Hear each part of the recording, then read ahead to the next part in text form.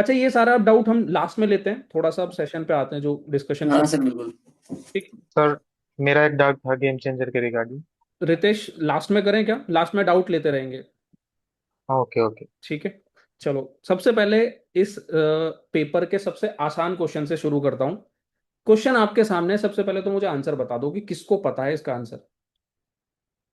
Team ने Battuta. अच्छा, जैसे इसके आंसर होंगे तो मार्क कर देना उसमें टेक्स्ट में, नहीं तो सब बच्चों को पता चल जाएगा आप बताओगे तो। ठीक है।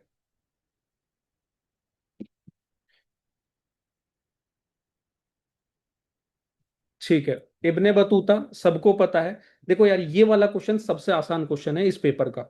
अब ऐसा क्वेश्चन आपसे गलत होना नहीं चाहिए, जितने भी यहाँ 50+ स्टूडेंट हैं, अगर आप ये समझते हो कि ये वाला क्वेश्चन टफ है, तो दोस्त ये गलत होना नहीं चाहिए, ये बिल्कुल सही होना चाहिए। आपका राइट आंसर है इब्ने बतूता। रहला जो लिखी है इब्ने बतूता ने लिखी है। इसका अगर सोर्स की बात हम लोग कर लें, तो देखो अब यहाँ पर काउंट करते चलना आप लोग अपनी कहीं एक लिस्ट में कि कितने हमारे थीम से कवर हो रहे हैं।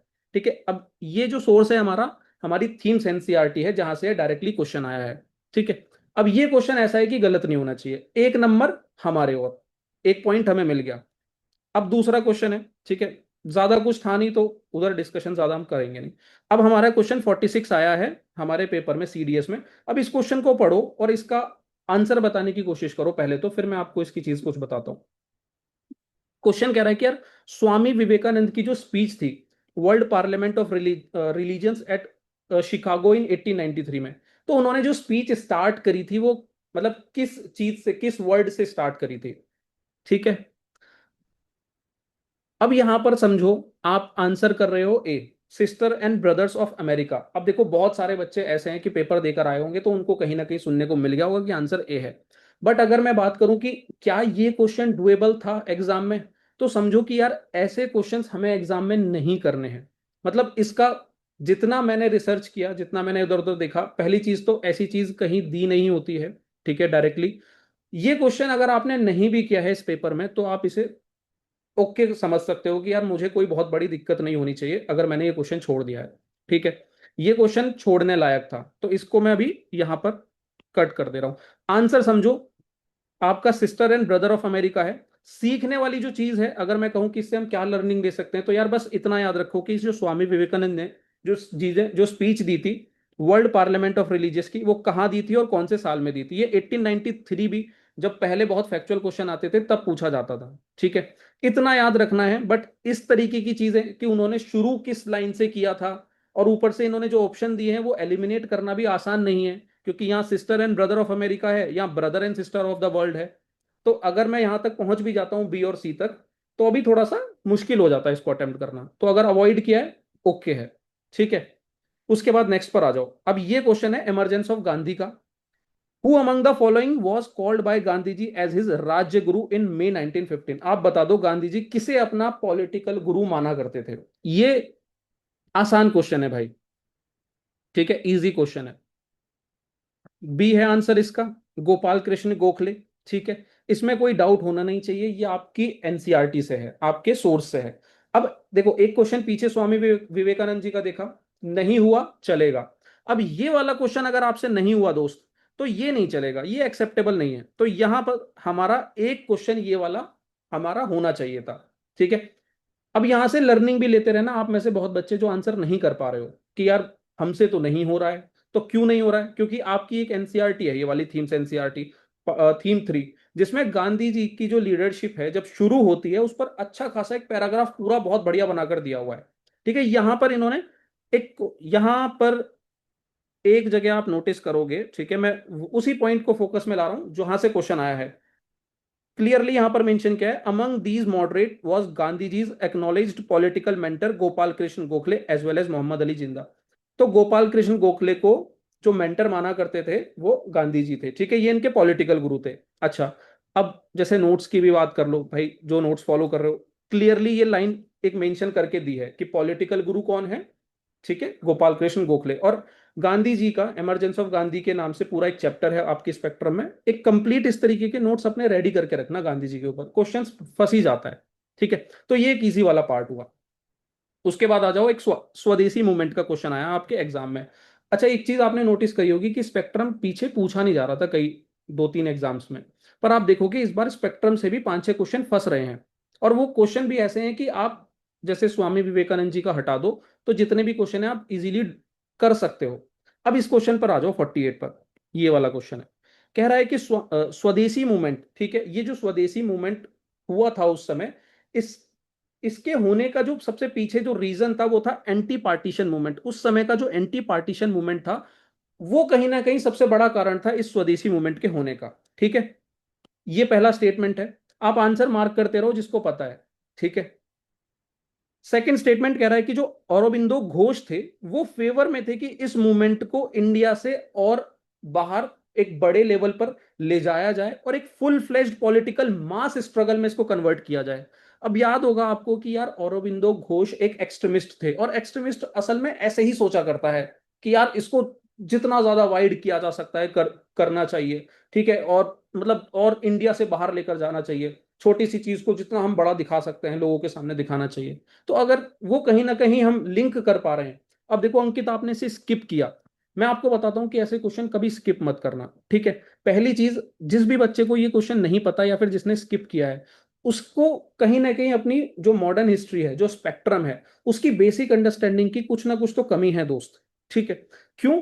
क्योंकि ये आपकी, जो आप एनसीईआरटी जो स्पेक्ट्रम देखोगे जो हमारे सोर्स का पार्ट है, वहीं से ही लाइन उठाई हुई है। और ऐसा नहीं है कि यार ये लाइनें मतलब ऐसी है कि जो हम शायद पढ़ते हुए ध्यान ना दें। ये ऐसी लाइनें हैं दोस्त कि आपको ध्यान देना चाहिए था उस जगह। अब आप पहला स्टेटमेंट देखोगे, ये हमारा जो दिया हुआ है, स्वदेशी movement has its genesis in the anti partition movement. आप स्पेक्ट्रम में देखोगे ये लाइन यहां पर क्लियरली मेंशन है। पहली ही लाइन है जब स्वदेशी मूवमेंट का डिस्कशन शुरू होता है कि स्वदेशी movements had it's genesis in the anti partition movement which was started to oppose the British decision to partition Bengal। अच्छा, एक चीज देखना, ये लैंग्वेज और ये लैंग्वेज बिल्कुल सेम है। यानी कि कहीं ना कहीं यूपीएससी भी स्पेक्ट्रम तो फॉलो कर रही है। नहीं तो कहीं तो यार एक छोटा मोटा ही डा, टू, अपोज कुछ तो इधर उधर हो जाता। कुछ भी इधर उधर नहीं है, बिल्कुल डिट्टो सेम टू सेम है। ये चीज दिख रही है आपकी स्पेक्ट्रम से है। ठीक है, तो ये चीज अंकित स्किप नहीं होनी चाहिए थी भाई, ये आपका सही होना चाहिए था। अच्छा, दूसरा स्टेटमेंट, अब देखो यहां पर जब ये एंटी पार्टीशन मूवमेंट की बात हो रही होती है, तो यहां पर अलग अलग लीडर्स हैं। तो उनका उनसे उनका ओपिनियन लिया जाता है। तो गांधी जी अपना ओपिनियन, अलग अलग जो लीडर्स हैं, मॉडरेट्स हैं उस समय के, दादा भाई नौरोजी हैं, जो एक्सट्रीमिस्ट हैं उस समय के, उनसे अपना अलग अलग ओपिनियन लिया जा रहा है। तो उसमें एक एक्सट्रीमिस्ट लीडर थे औरोबिंदो घोष। ठीक है, इनका ओपिनियन था, he wanted the movement to taken outside Bengal to other part of the country and go beyond a boycott of foreign goods to become a full fledged political mass struggle. देखो यार, मैं ना UPSC ये उम्मीद करती है कि ये चीजें आपको रटी होनी चाहिए, लाइन है, ये फैक्ट आपको रटा होना चाहिए, नहीं। बट यार आपको ये कॉमन सेंस होना चाहिए कि अगर ये दो लाइन कुछ इस तरीके की कह रहा है, और जब मैंने एंटी पार्टीशन मूवमेंट या स्वदेशी मूवमेंट को पढ़ा होगा और समझा होगा, तो मुझे ये क्लियर समझ में आ रहा है कि ये दोनों स्टेटमेंट बिल्कुल सही हैं। एक क्वेश्चन और आपका इस पेपर में आया था इंडस्ट्रियल रिवॉल्यूशन के ऊपर, आप अभी पढ़ोगे आगे। ठीक है, आप देखोगे उसमें यार इतने जनरल पॉइंट दे रहा है ना। मैं कहता हूं कि अगर आप में से किसी ने उसको गलत किया है ना, तो यार कहीं ना कहीं कुछ ऐसी प्रॉब्लम हमारी हो रही है कि हम सिर्फ रट रहे हैं, चीजों को समझ नहीं रहे हैं। ठीक है, सेम यहां पर सिचुएशन थी। ये चीज समझ में आया? अंकित कह रहे हैं one only, two only, make confusion, I skipped, I will take care next time. अच्छा, आप लोग ना मैसेज में डालते रहो अपनी चीजें, अपनी क्वेरीज, मुझे पता चलता रहेगा और मैं वहां पर आपको करेक्ट करता रहूंगा। अब देखो ऐसे क्वेश्चन ना, देखो इनकी ट्रिक भी मैं आपको एक बताऊंगा कि मान लो कभी गलती से कोई पेपर में एक ऑप्शन आपका आपको पता है, सेकंड में आपको मान लो डाउट है। ठीक है, या फिर ऐसे ए और बी वाले जो स्टेटमेंट वाले क्वेश्चन आते हैं, ये आप समझ के रखना, ये कहीं लिख लेना मेरे दोस्त, गलती से भी ऐसे क्वेश्चन छोड़ के मत आना। हमेशा मोस्ट ऑफ द केसेस में इनका आंसर ना बोथ होता है। ठीक है, मतलब ये तो एक एक एक मतलब एक अंधा डिसीजन है कि ऐसे में, ऐसे क्वेश्चनों में बिल्कुल आंख बंद करके सी मार के आओ बोथ। अब थोड़ा सा अगर और लॉजिक लगाना चाहो आप, तो फिर भी आप एक बार स्टेटमेंट पढ़ के देखो कि अगर स्टेटमेंट में कुछ भी ऐसा आपको परेशान करने वाला टर्म है, मतलब ऐसा कोई परेशान करने वाला टर्म अगर नहीं है जहां वो ट्रिक कर सके, तो समझ लो कि यार दोनों ही स्टेटमेंट सही हैं। ठीक है। सर ऐसे ही स्टेटमेंट वाले क्वेश्चन नहीं हो रहे आपके नोट से। दोस्त समझो, ये स्टेटमेंट बेस्ड चीजें हैं। मैं आपको नोट्स में हर एक, मतलब ये पूरी की पूरी स्पेक्ट्रम नहीं छाप के दे सकता। मैं आपको सिर्फ वहां पर एक अंडरस्टैंडिंग दे सकता हूं। ये अंडरस्टैंडिंग बेस्ड क्वेश्चन है, और इन क्वेश्चनों को आपको छोड़ना नहीं है। ठीक है। ये बोथ वाला कॉन्सेप्ट समझ में आया, ये नोट कर लिया। ये वाला कॉन्सेप्ट बहुत बहुत बहुत इंपॉर्टेंट होने वाला है आज के पेपर से, तो मैं आपको भी दिखाऊंगा। ठीक है। चलो अब अगले वाले पर आ जाते हैं, अगले क्वेश्चन पे आते हैं। देखो क्वेश्चन है हमारा, ये वाला क्वेश्चन थोड़ा सा अच्छा है। ठीक है, इसको मैं एक अलग से प्रिडिक्ट द पेपर सीरीज में भी डिस्कस करने वाला हूं। इस बार कहीं नोट करते हुए चलना। इस बार का जो यूपीएससी का, एक मिनट यार, म्यूट कर लिया जाए फोन को। इस बार ना यूपीएससी थोड़ा सा ना जूनागढ़ इंस्क्रिप्शन पर ज्यादा ही क्वेश्चन पूछ रही है। ये मैं आपको अलग से एक वीडियो में पूरा प्रिडिक्ट करके दिखाऊंगा क्वेश्चन को। बट अभी यहां इस क्वेश्चन से समझो, ये जूनागढ़ इंस्क्रिप्शन पर क्वेश्चन आया है। पहले तो आप लोग जरा कमेंट सेक्शन में आंसर बता दो। ठीक है, मैं देखूं तो कितने बच्चे। उज्जवल मांझा बच्चे, काम पे ध्यान दे, ये परेशान परेशान मत कर।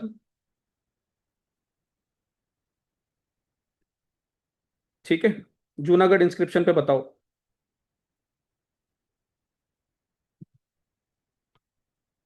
आई स्किप्ड, जय ने स्किप किया। अच्छा, जिसने स्किप किया यार वो भी बताओ।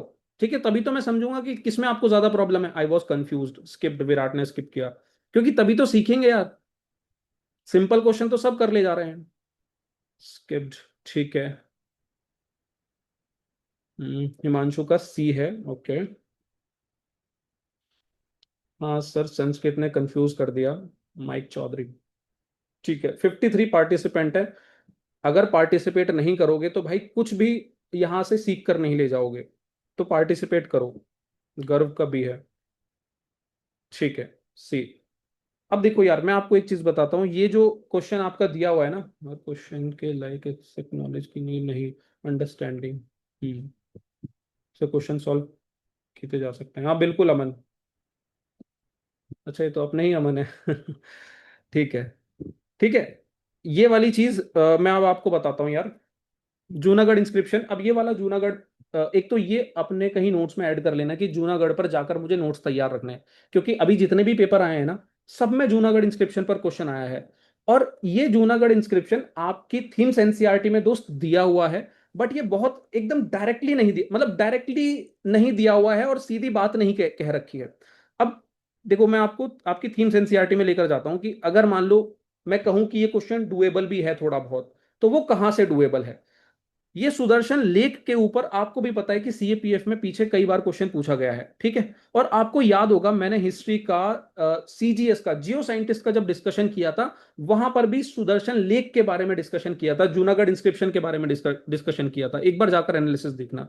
तो यहां पर इन्होंने ये जो पूरा डिस्क्रिप्शन दिया हुआ है, ये पूरा जो बॉक्स दिया हुआ है, ये जूनागढ़ इंस्क्रिप्शन से उठाकर ही दिया हुआ है। बट गड़बड़, मतलब गड़बड़ नहीं कहेंगे कि यहाँ पूरी इंफॉर्मेशन ये नहीं दी हुई कि ये जो इंस्क्रिप्शन उठाया हुआ है ये जूनागढ़ से उठाया हुआ है। ये पूरा का पूरा जो ये बॉक्स है ना, इसको आगे एग्जाम के लिए बहुत अच्छे से तैयार कर लेना। यहीं से ही अभी तक के जितने क्वेश्चन है वो यहीं से ही हो जा रहे हैं। वो कैसे कैसे हो जा रहे हैं, अब देखो, मैं पूरा क्वेश्चन उठा, इस क्वेश्चन को यहां उठाकर रख लेता हूं। ठीक है,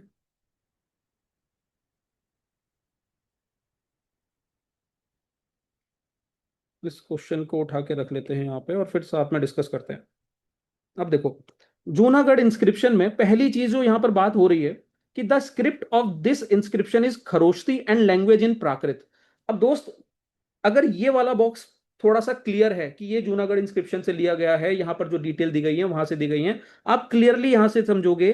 यहां मेंशन किया है कि सुदर्शन लेक के बारे में डिस्कशन है। यहां पर मेंशन किया है कि we know about it from a rock inscription.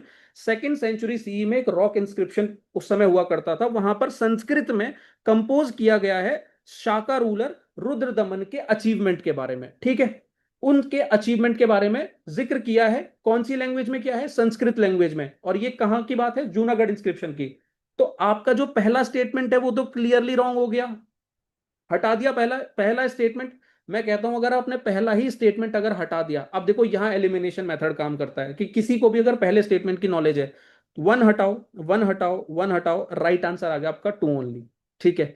अब ये दो तो मतलब ऐसा है कि यार ये सुदर्शन लेक, इसके ऊपर ही ये आपका पूरा बॉक्स दिया हुआ है आपके एनसीईआरटी में, सुदर्शन लेक के ऊपर, जहां पर रुद्रदमन ने कैसे उसको रिपेयर कराया था, मौर्यन के लोकल गवर्नर ने कैसे उसको बिल्ड किया था। इसमें तीन चार स्टेटमेंट है, ये मार्क कर लेना। एक यहां पर दिया हुआ है कि ये इंस्क्रिप्शन कब आया था, किस लैंग्वेज में आया था, किस रूलर के अंदर आया था। फिर दूसरा, यहां पर जो लेक की बात हुई है, सुदर्शन लेक की, वो किसने बिल्ड करी थी। ठीक है, वो यहां पर मेंशन किया है, मौर्य ने एक रूलर थे, उन्होंने बिल्ड की थी। फिर उसके बाद रुद्रदमन वो रूलर थे जिन्होंने इसको दोबारा से रीबिल्ड किया था, रिपेयर कराया था।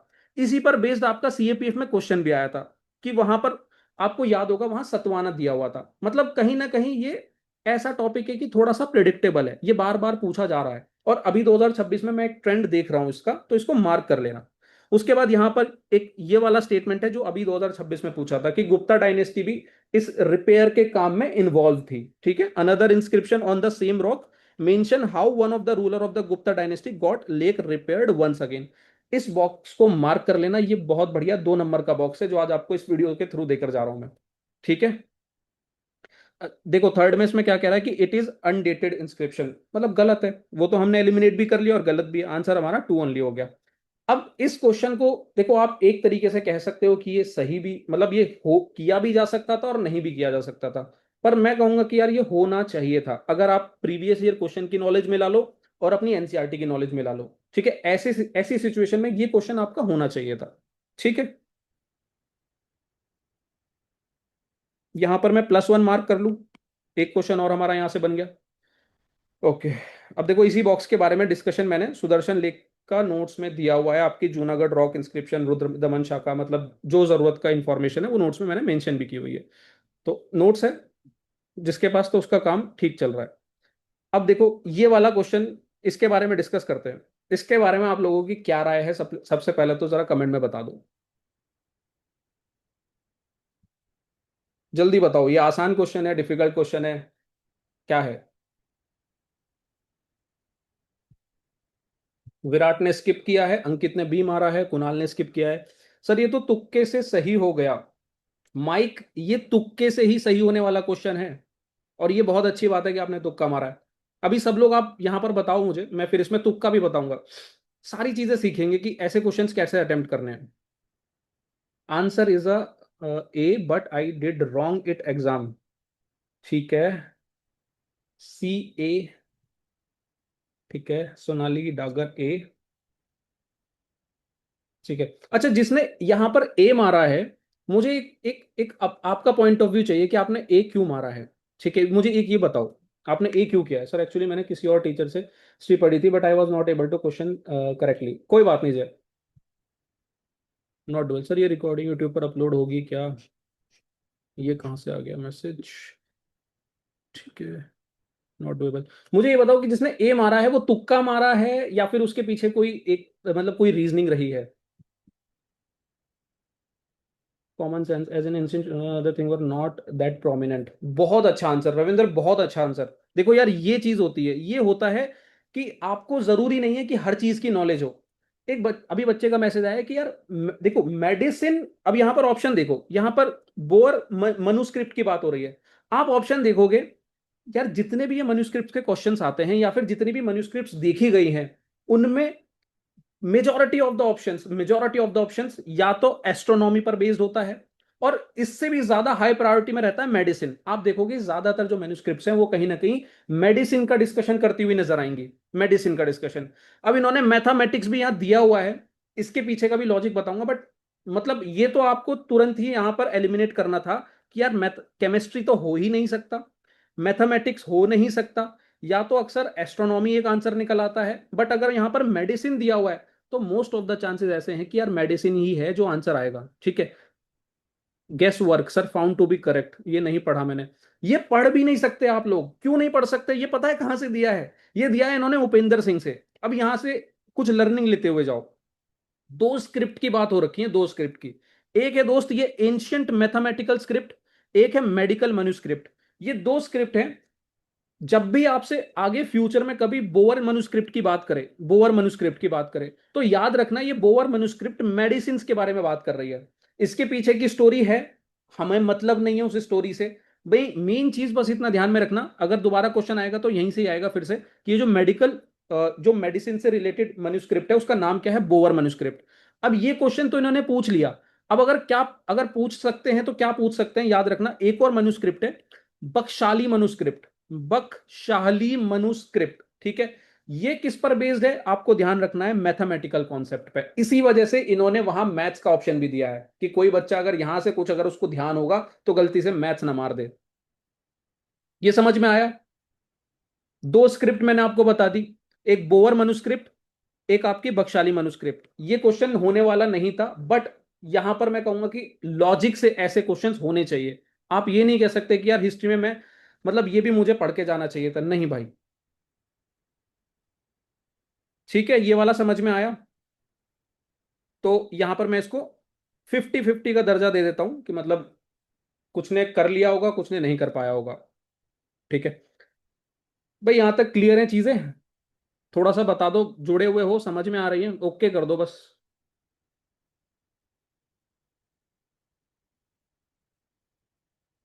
बिल्कुल माइक, दो में से चुनना आसान हो जाता है, ये बात बिल्कुल सही है। 50-50 हो जाए तो आपको मतलब मार्क करके ही आना है। ठीक है ठीक है ठीक है, चलो बहुत बढ़िया। मुझे लगा सो तो नहीं गए।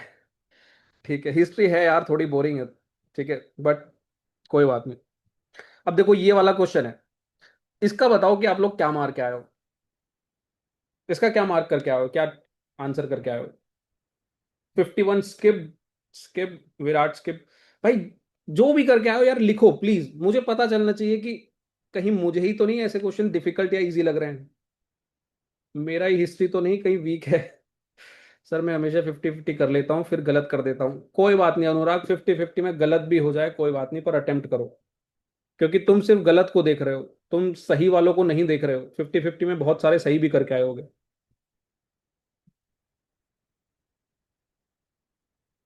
ए आई एज्यूम, कार्तिक। अच्छा तुक्का लगा लेते हो। ठीक है, हिमांशु स्किप्ड, सौरभ स्किप्ड, गौरव डी। ठीक है ठीक है। अब देखो यार, तीन नाम तो सुने ही नहीं है मैं। बी, बी सी डी, ठीक है। ए बी सी नहीं सुने होंगे, डी तो सुना होगा यार, दादा भाई नौरोजी। ही सुना था सिर्फ। हाँ तो देखो यार, यही कहानी सबके साथ है, कि इसमें से जो तीन ऑप्शन है ना ये वाले, मतलब ये तो हमने बहुत ही रेयर कहीं सुने होंगे। अब मैं आपको बताता हूँ कि जिसने ये क्वेश्चन स्किप किया होगा ना वो बिल्कुल सही डायरेक्शन में है। समझो कि ऐसे क्वेश्चन स्किप करने के लिए ही बने हुए होते हैं। यार वर्नेकुलर प्रेस एक्ट पर बहुत अच्छे अच्छे क्वेश्चन हैं जो हमारी एनसीईआरटी स्पेक्ट्रम में दिए गए हैं। इन्होंने क्या पूछा है, who among the following was the only Indian member to be present when the vernacular press bill come up before the legislative council. तो उस समय जब लेजिस्लेटिव काउंसिल में इकलौता एक ही इंडियन मेंबर हुआ करता था, तो वो इंडियन मेंबर कौन था जब वर्नेकुलर प्रेस बिल वहां पर इनेक्ट किया गया था।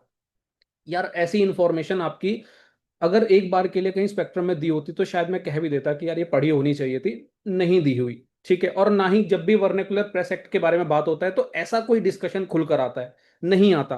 तो मैं कहूंगा कि अगर आपने इसको स्किप किया है, अच्छा किया है, ठीक है। और अगर आप कहो कि सर सोर्स बता दो, तो देखो सोर्स मैं आपको बता देता हूं और इसका राइट आंसर तक भी आपको पहुंचा देता हूं। अब देखो यूपीएससी ने बिल्कुल यहीं से उठाया ये क्वेश्चन, क्योंकि उसने लाइन तक नहीं बदली है। ध्यान से देखना, when the vernacular press bill come up before the council, only one Indian member, Maharaja Jyotindra Mohan Tagore, the leader of the zamindari dominated British Indian Association was present। उस समय प्रेजेंट थे, ठीक है। सेम यही चीज आपकी यहां पर क्वेश्चन में मेंशन की हुई है। हालांकि अब इस पॉइंट को आपको याद तो रखना है, और एक जो एक्स्ट्रा इंफॉर्मेशन याद रखनी है वो ये रखनी है कि ये उस समय के ब्रिटिश इंडियन एसोसिएशन को डोमिनेट करते थे। क्वेश्चन छोड़ने वाला था, आगे के लिए बस याद रखो, और इसमें कुछ हमें सीखने जैसी कुछ चीज है नहीं, ठीक है। इसको अवॉइड करते हैं, इसको हटाते हैं। सोर्स आपने जान लिया। अच्छा, बुक का नाम है India struggle for the independence. इतनी मोटी सी किताब है, सेम उपेंद्र सिंह जैसी। वहां से इन्होंने क्वेश्चन पूछा था सीधा, यूपीएससी का बस यही है मकसद कि भाई तुम्हें ऐसे क्वेश्चन छोड़ने हैं, नहीं अटेम्प्ट करने, इसलिए मैंने ये पूछा था, ठीक है। तो ये यूपीएससी का कहना है। अगला क्वेश्चन, ये वाला, यहां पर एक केव है, रानी गुम्फा केव, इसका आंसर बताओ चलो। सर ये पर्सनैलिटी को पढ़ना होगा आगे, नहीं पढ़ना विराट, मत पढ़ना। To only. टू ओनली, ठीक है। टेक्स्ट के थ्रू बताओ यार, बाकियों को पता चल जाएगा नहीं तो। सबको आंसर करना है यार, सर ये पर्सनल, नहीं नहीं ठीक है। बी कुणाल, टू ओनली, ठीक है। Skipped Roger, B to guess work, ठीक है बी। हम्म, ठीक है, बी एंड सी में कंफ्यूज था, ओके। बी। अब देखो यहां पर, अब मुझे यहां पर आप लोग ये आंसर बताओ कि बी आपने किस बेसिस पे मारा। सौरभ ने बहुत अच्छा आंसर करा है। ये यही सीखना है हमें हिस्ट्री में। और किसी ने भी यही सोचा था क्या? कुणाल रोहिला, वन एलिमिनेट किया, वन इज एक्सट्रीम स्टेटमेंट। बिल्कुल, बहुत बढ़िया, बहुत बढ़िया यार। ये चीजें यार आप पढ़ नहीं सकते हो sir. I think you have discussed earning in your art and culture video analysis. हाँ, वो तो यार कभी बिल्कुल माइक पढ़ा होगा, पर इसका मतलब ये नहीं कि मुझे रानी गुम्फा की सारी डिटेल पता होनी चाहिए। ये क्वेश्चन नॉलेज बेस्ड नहीं है यार, ये एलिमिनेशन बेस्ड है। अब देखो पहले स्टेटमेंट में बच्चे ने बहुत सही पकड़ा, सौरभ ने। देखो पहले स्टेटमेंट में क्या कह रहा है, यही चीज हमें सीखनी है कि जो एक्सट्रीम केसेस होते हैं, एक्सट्रीम वर्ड्स होते हैं, उनको आपको तुरंत एलिमिनेट करना है। पहले स्टेटमेंट में क्या कह रहा है, Rani Gumpha cave is a plain and contains no murals or sculptures.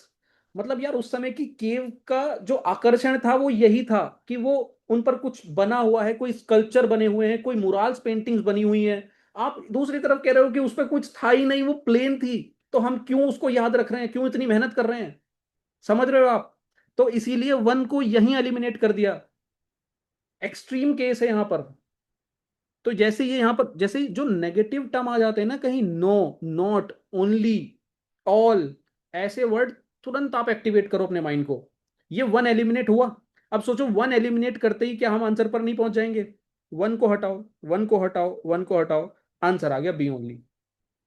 अब यहां बच्चे कहते हैं कि सर इसका सोर्स नहीं था तो हम करके नहीं आ पाए।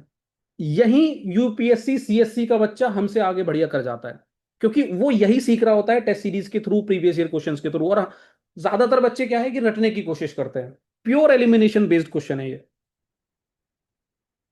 समझ में आया भाई? थम्स अप, पीने वाला नहीं, इमोजी वाला। ठीक है, चलो आगे बढ़ते हैं। अच्छा, इसके सोर्स की भी अगर बात करो ना, वैसे पढ़ना नहीं है बट समझ लो सोर्स भी अगर ये पूछा है तो इन्होंने उपेंद्र सिंह से पूछा है, तो हम नहीं कर सकते ऐसे क्वेश्चन। सम केव्स, अच्छा यहाँ पर एक्स्ट्रा जो पॉइंट है हमें, देखो रानी गुम्फा का एक बॉक्स बना लेना, रानी गुम्फा है इंपॉर्टेंट, मैंने पहले भी एनालिसिस में डिस्कस किया था, कहीं प्रीवियस ईयर पेपर में पूछा जा चुका है। तो पहला चीज तो हटा दो। दूसरा पॉइंट कह रहा है कि रानी Gumpha cave is two storeyed, ये बिल्कुल सही है, वो टू स्टोरीड बिल्डिंग हुआ करती है रानी गुम्फा केव की। उसके बाद Rani Gumpha cave consist of an oval oval courtyard, नहीं ये ओवल नहीं है, रेक्टेंगुलर शेप के दो तीन कमरे टाइप, इस टाइप का पूरा एक स्ट्रक्चर बना हुआ है। कुछ आपको अगर एक फोटो के थ्रू में दिखाना चाहूँ तो इस टाइप से ये है आपका रानी गुम्फा केव। ठीक है, इसकी कुछ डिटेलिंग्स है मैंने यहाँ मार्क की हुई है, ये आपके नोट्स में अब होनी चाहिए। क्या कह रहा है, ध्यान से समझो। Some caves are two storied, the Rani Gumpha the queen's cave largest and best preserved of these is two storied and consist of large rectangular courtyard with cell on three sides, a small chamber flanked by the relief of guardian's figure and rich sculpture decoration on outer wall project into courtyard on either side। बस इतना सा statement अपने notes में add कर लेना, ये learning हमें यहां से सीखनी है। ठीक है, चलो उसके बाद स्टोन, अब आ जाते हैं स्टोन एज पर। ये वाला क्वेश्चन है, जाओमी सर आपके नोट्स में है क्या ये वाला? भाई नोट्स में उपेंद्र सिंह इंक्लूड नहीं किए। ठीक है, चलो स्टोन एज। अब देखो यहां से अ, जितने भी आप बच्चे यहां पर अभी तक जुड़े हुए हो, ठीक है, अब यहां से एक दो दो या चार नंबर अपने अपने पेपर में बढ़ाने के लिए तैयार हो जाओ। इस बार सीडीएस में एक कॉन्सेप्ट मुझे देखने को मिला, मैं आपको एक चीज दिखाता हूं। यहां पर मीजोलिथिक्स, मीजोलिथिक के ऊपर एक क्वेश्चन आया, ठीक है, मेसोलिथिक के ऊपर क्वेश्चन आया, एक क्वेश्चन ये है। दूसरा क्वेश्चन आपका नियोलिथिक साइट के ऊपर आया, दो क्वेश्चन। ये स्टोन एज के क्वेश्चन है, ठीक है। एक मेसोलिथिक पे आया, एक नियोलिथिक पे आया, फिर एक और क्वेश्चन आया चालकोलिथिक पर। ये सारे मतलब वही स्टोन एज से रिलेटेड हैं, ठीक है। पैलियोलिथिक, मीजोलिथिक, नियोलिथिक और चालकोलिथिक, ये तीन लिथिक मतलब इस तरीके से तीन एजेस हैं, चार एजेस हैं जो एक या दो चैप्टर में कवर हो जाती हैं, और कहाँ से होती है वो भी मैं बताऊंगा। तो अभी आपने देखा तीन क्वेश्चन मैंने दिखाया, और एक और क्वेश्चन है, चौथा क्वेश्चन हमारा नियोलिथिक। ये रहा नियोलिथिक पे। मतलब सीडीएस में अचानक से चार क्वेश्चन स्टोन एज पर पूछ लिए। मुझे क्या समझ में आया, क्या ये क्वेश्चंस अब मैं आगे के लिए अवॉइड कर दूंगा? अब ये डिपेंड करेगा इसके सोर्स पे। अगर सोर्स इसका उपेंद्र सिंह जैसा हुआ तो मैं जरूर छोड़कर जाऊंगा, मैं नहीं करूंगा ऐसे चार क्वेश्चंस। बट मैं आपको दिखाऊंगा कि सिर्फ आपको एक या दो चैप्टर पढ़ने हैं, यानी कि ज्यादा से ज्यादा 10 पेज। उन 10 पेज में से ये चार क्वेश्चन हो जाएंगे तैयार आपके, जो आगे के लिए आपको ध्यान रखने हैं। अभी तक आपने ये चीज नहीं पढ़ी होगी, ठीक है। यहां पर मैं बहुत ज्यादा बर्डन नहीं बढ़ाऊंगा, बट इतना तो करके जाना पड़ेगा दोस्त। अब देखो यहां क्वेश्चन कह रहा है यहां क्वेश्चन कह रहा है कि आपका मीजोलिथिक साइट है एक बागोर नाम से, मोस्ट वेल डॉक्यूमेंटेड साइट है, कहां पर लोकेटेड है? ठीक है, देखो सीधा सा इसका आंसर, अगर मैं उपेंद्र सिंह में जाऊं, उपेंद्र सिंह में तो सारे ही मिल जाएंगे। तो उपेंद्र सिंह में दिया हुआ है, बट मुझे उपेंद्र सिंह की तरफ जाना नहीं है क्योंकि वो मैं कर नहीं सकता। एक सोर्स बताता हूं आपको। ये आपकी किताब है आर एस शर्मा, ठीक है, आपकी किताब है आर एस शर्मा, कुछ ऐसी दिखती है। एंशियंट, यूपीएससी में अक्सर पढ़ी जाती है, ओल्ड एनसीईआरटी है। दिख रही है आपको, नजर आ रही है ये वाली बुक? ठीक है, किसी ने पढ़ी है क्या ये? किसी ने पढ़ी है क्या? रिकॉर्डेड वीडियो, मनीष पढ़ ले बेटा, रिकॉर्डेड वीडियो को क्या करेगा? सिलेक्टिव चैप्टर्स, ठीक है, बढ़िया। हम्म। और किसी ने कुछ? सर ये जियो साइंटिस्ट में भी आया था। जियो साइंटिस्ट में भी आया था, ये स्टोन एज के बढ़ रहे हैं क्वेश्चन मिलिंद। हम्म। ठीक है। देखो अब आपको ये पूरी किताब नहीं पढ़नी है दोस्त, आपको ये पूरी बुक नहीं पढ़नी है। इसमें सिर्फ दो चैप्टर हैं आपके, सिर्फ दो चैप्टर है। एक है आपका स्टोनेज के ऊपर, एक चैप्टर है आपका स्टोनेज, स्टोनेज के ऊपर ज्यादा से ज्यादा 4 से 5 पेजेस में खत्म हो जाता है। और एक है आपका चालकोलिथिक एज के ऊपर। ये दो चैप्टर हैं जो आपके थीम्स एनसीईआरटी में नहीं है। थीम्स एनसीईआरटी ये स्टोन एज के बाद से शुरू होती है, क्योंकि इसके बाद आता है आपका इंडस वैली सिविलाइजेशन। तो उसके बाद की जो चीजें हैं वो आपको थीम्स में से भी कनेक्ट करने को मिल जाएंगी। बट ऐसे एज वाले क्वेश्चन अगर हमने थीम्स पढ़ी और स्पेक्ट्रम पढ़ी, हम टच भी नहीं कर सकते क्योंकि हमें आइडिया ही नहीं होगा। तो मैं जरूर कहूंगा कि इसके जो ये दो चैप्टर हैं, ठीक है, ये दो चैप्टर हैं उनके, आप एटलीस्ट वो 10 पेजेस तैयार कर लेना बस, क्योंकि वहीं से ये क्वेश्चन के आंसर हमारे तैयार हो रहे हैं। अब देखो यहां पर, ध्यान से देखो, यहां पर ये कह रहा है, सेकंड ये ब्लर हो रहा है,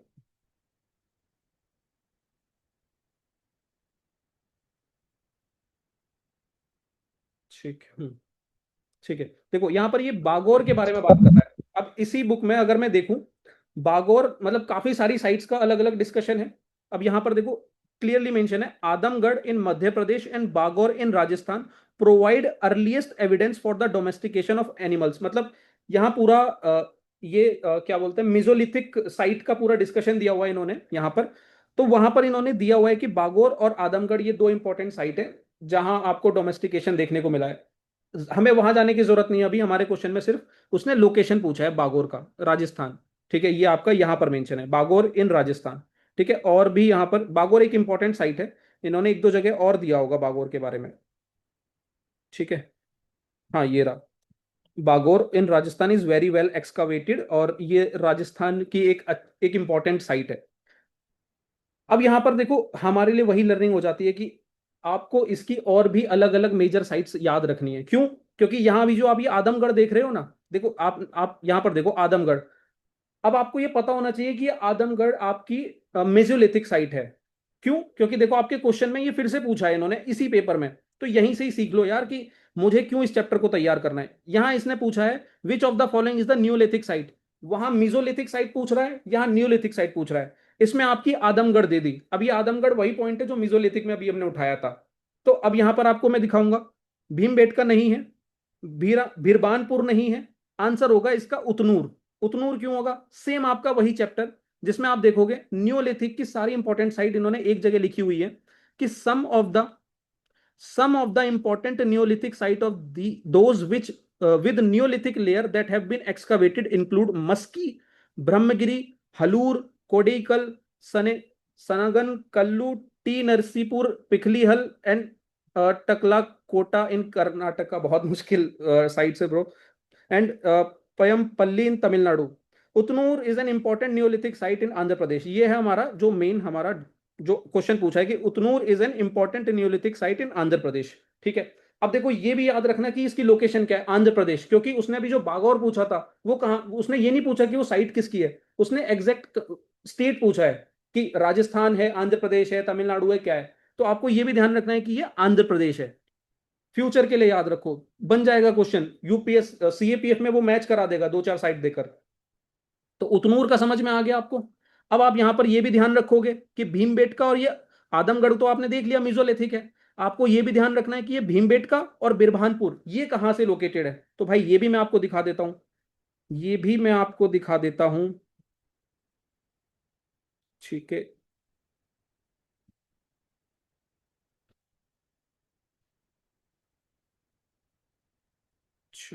वो पेज मैं मार्क नहीं करा हूं यार. ठीक है, मतलब इसी बुक में है, याद रखनी है आपको. ये पैलियोलिथिक साइट्स हैं. ठीक है, ये आपको ध्यान रखना है. मैं इसी बुक में वो दोनों साइट्स भी दी हुई है और उनको भी अलग से इन्होंने मार्क किया हुआ है. तो ये इंपॉर्टेंट है, आपको ये ध्यान रखना है. भीमबेटका, बिरभानपुर, ये सारी साइटें आपको याद रखनी है. और आप ज्यादातर देखोगे किसी भी एग्जाम के क्वेश्चन उठाकर स्टोनेज के, ज्यादातर ये लोग साइट से क्वेश्चन पूछते हैं. ठीक है, ज्यादातर ये लोग साइट से क्वेश्चन पूछते हैं. ठीक, ये वाला हो गया. ठीक है, उसके बाद अभी देखो दो स्टोन एज के क्वेश्चन हमने पकड़ लिए. अब तीसरा क्वेश्चन आ जाओ, ये वाला. Extensive extensive pit dwelling have been identified at the two neolithic site. अब यहाँ न्यूलिथिक साइट का एक और डिस्कशन कि न्यूलिथिक टाइम पर पिट ड्वेलिंग हुआ करती थी, कि गड्ढे खोद कर लोग रहना उन्होंने रहना शुरू किया था. तो ये आपसे पूछा है कि वो कौन से एरिया में देखने को मिला है. अब यहां पर हमने ऑब्वियस है कि बहुत बच्चों ने स्किप किया होगा, क्योंकि भाई हमें नहीं पता है कि इसका एग्जैक्ट सोर्स क्या है. तो देखो यहां हमारी इसी ये एक ही चैप्टर का डिस्कशन चल रहा है, ऐसा नहीं कि दो तीन चैप्टर है, ये सिर्फ एक ही चैप्टर है. स्टोन एज आपका ये रहा, स्टोन एज. तो उसी में आपका न्यूलिथिक एज है. न्यूलिथिक एज में यहां पर बहुत क्लियरली इन्होंने बताया हुआ है कि न्यूलिथिक की तीन मेजर साइट्स हैं. एक आपकी नॉर्थ वेस्टर्न एरिया में है, एक आपकी नॉर्थ ईस्टर्न एरिया में है और एक सदर्न एरिया में. अब इसमें अगर मैं नॉर्थ वेस्ट में देखूं तो कश्मीर में neolithic culture was distinguished by dwelling pits. मतलब कश्मीर में जो कल्चर हुआ करता था ड्वेलिंग पिट्स का, ये बाकी साइटों से उसको अलग बना देता है. और ऐसे में आपकी दो साइट्स निकल कर आती हैं, एक है बुर्जहोम और एक है गुल्फ कराल. बुर्जहोम और गुल्फ कराल ये दो साइट्स हैं जहां पिट ड्वेलिंग का जो है आइडेंटिफाई किया गया था, पिट ड्वेलिंग देखने को मिला था. तो आपका राइट आंसर क्या निकल के आ गया? बुर्जहोम और गुल्फ कराल. मैं नहीं कह रहा हूं कि आपको इस पेपर में ये क्वेश्चन आने चाहिए थे, आपके गलत हुए. ठीक है, आपने नहीं पढ़ी होंगी चीजें क्योंकि ये सोर्स का पार्ट नहीं था. बट यार सीएपीएफ में अगर ये दोबारा गलती हो जाती है या फिर सीडीएस 2026 में गलती हो जाती है तो दोस्त आप ही को ब्लेम किया जाएगा. तब आप ये मत कहिएगा कि मुझे तो इसका सोर्स नहीं पता था. ठीक है, ये चैप्टर आपको तैयार करना है. ये तीसरा क्वेश्चन है एक ही चैप्टर से. और अब चौथा क्वेश्चन है आपका चालकोलिथिक एज से. ठीक है, चालकोलिथिक एज से क्या कह रहा है चालकोलिथिक के बारे में. यहां कह रहा है कि the chalcolithic Ahar culture, chalcolithic का एक आहार कल्चर हुआ करता था. ठीक है, has been identified in which of the following river system. Mainly location based है सारे के सारे. या तो वो कोई रिवर वैली पूछ लिया या फिर एग्जैक्ट लोकेशन पूछ लिया. ठीक है, ज्यादातर लोकेशन बेस्ड है. आंसर है आपका बिल्कुल सही आंसर है भाई, सभी आप सही मार्क कर रहे हो, बानस और बेराच रिवर सिस्टम. और सेम इसका भी यही चैप्टर जो है सोर्स है आपका, चालकोलिथिक फार्मिंग कल्चर चैप्टर का नाम है. यहां पर कई जगह आप देखोगे इस आहार कल्चर का डिस्कशन किया गया है क्योंकि एक इंपॉर्टेंट साइट थी चालकोलिथिक पीरियड की. तो यहां मेंशन है कि राजस्थान में two site, one at Ahar and other at Gilund, have been excavated. They lie in the dry zone of the Banas valley. ठीक है, बानस वैली के जोन में ये उस समय पाई गई थी. उसके बाद यहां पर आहार कल्चर का एक अलग से डिस्कशन किया है, मैंने यहां पर पूरा मार्क भी किया हुआ है क्योंकि ये इंपॉर्टेंट है. पूरा आहार कल्चर को इन्होंने अलग से डिस्कस किया है.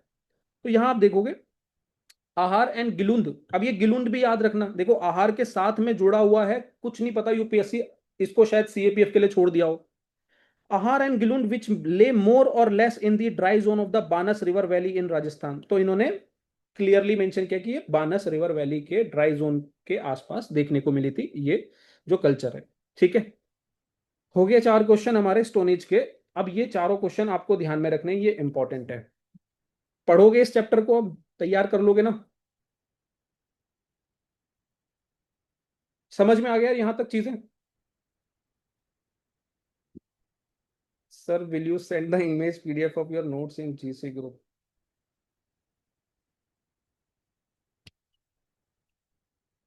यार वैसे एक चीज बहुत गलत लगती है मुझे आप लोगों की। एक, आप लोग मतलब बोलते हो कि सर नोट्स फ्री में क्यों नहीं देते, और कुछ बच्चों के मैसेज देखता हूँ, हालांकि काफी बच्चे ठीक है, बट कुछ एक दो होते हैं थोड़े ज्यादा समझदार, कि सर नोट्स दिखा रहे हैं, नोट्स बेच रहे हैं, ये कर रहे हैं, वो कर रहे हैं।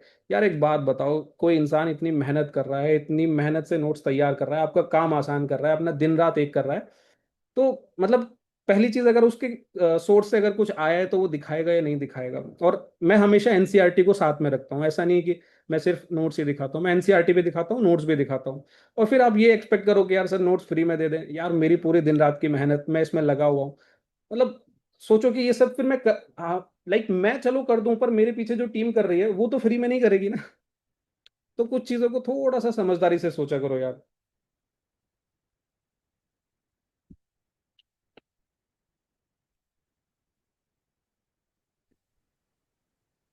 और सर, सर इसमें से 3 क्वेश्चन आपके नोट्स में थे। क्या कह रहे हो? बेगार वाला और सर बरजोहम वाला और सर वो रानी गंपा वाला है ना, तीनों थे सर आपके नोट्स में। मुझे पता है वो, मैंने अलग से उसका 2 पेज का आपको वो प्रोवाइड कराया हुआ था नोट्स में, स्टोनेज का। बट उसमें अब थोड़ा सा और इनरीच कर लेना। अभी अभी क्या है कि यार जो है वहां पर बहुत लिमिटेड चीजें दी हुई थी क्योंकि क्वेश्चन नहीं आ रहे थे। बट अभी आप देखोगे पूरा का पूरा चैप्टर ही इंपॉर्टेंट है, तो अब इस पूरे चैप्टर को पढ़ लेना आप लोग, है ना, बहुत अच्छे से तैयार कर लेना।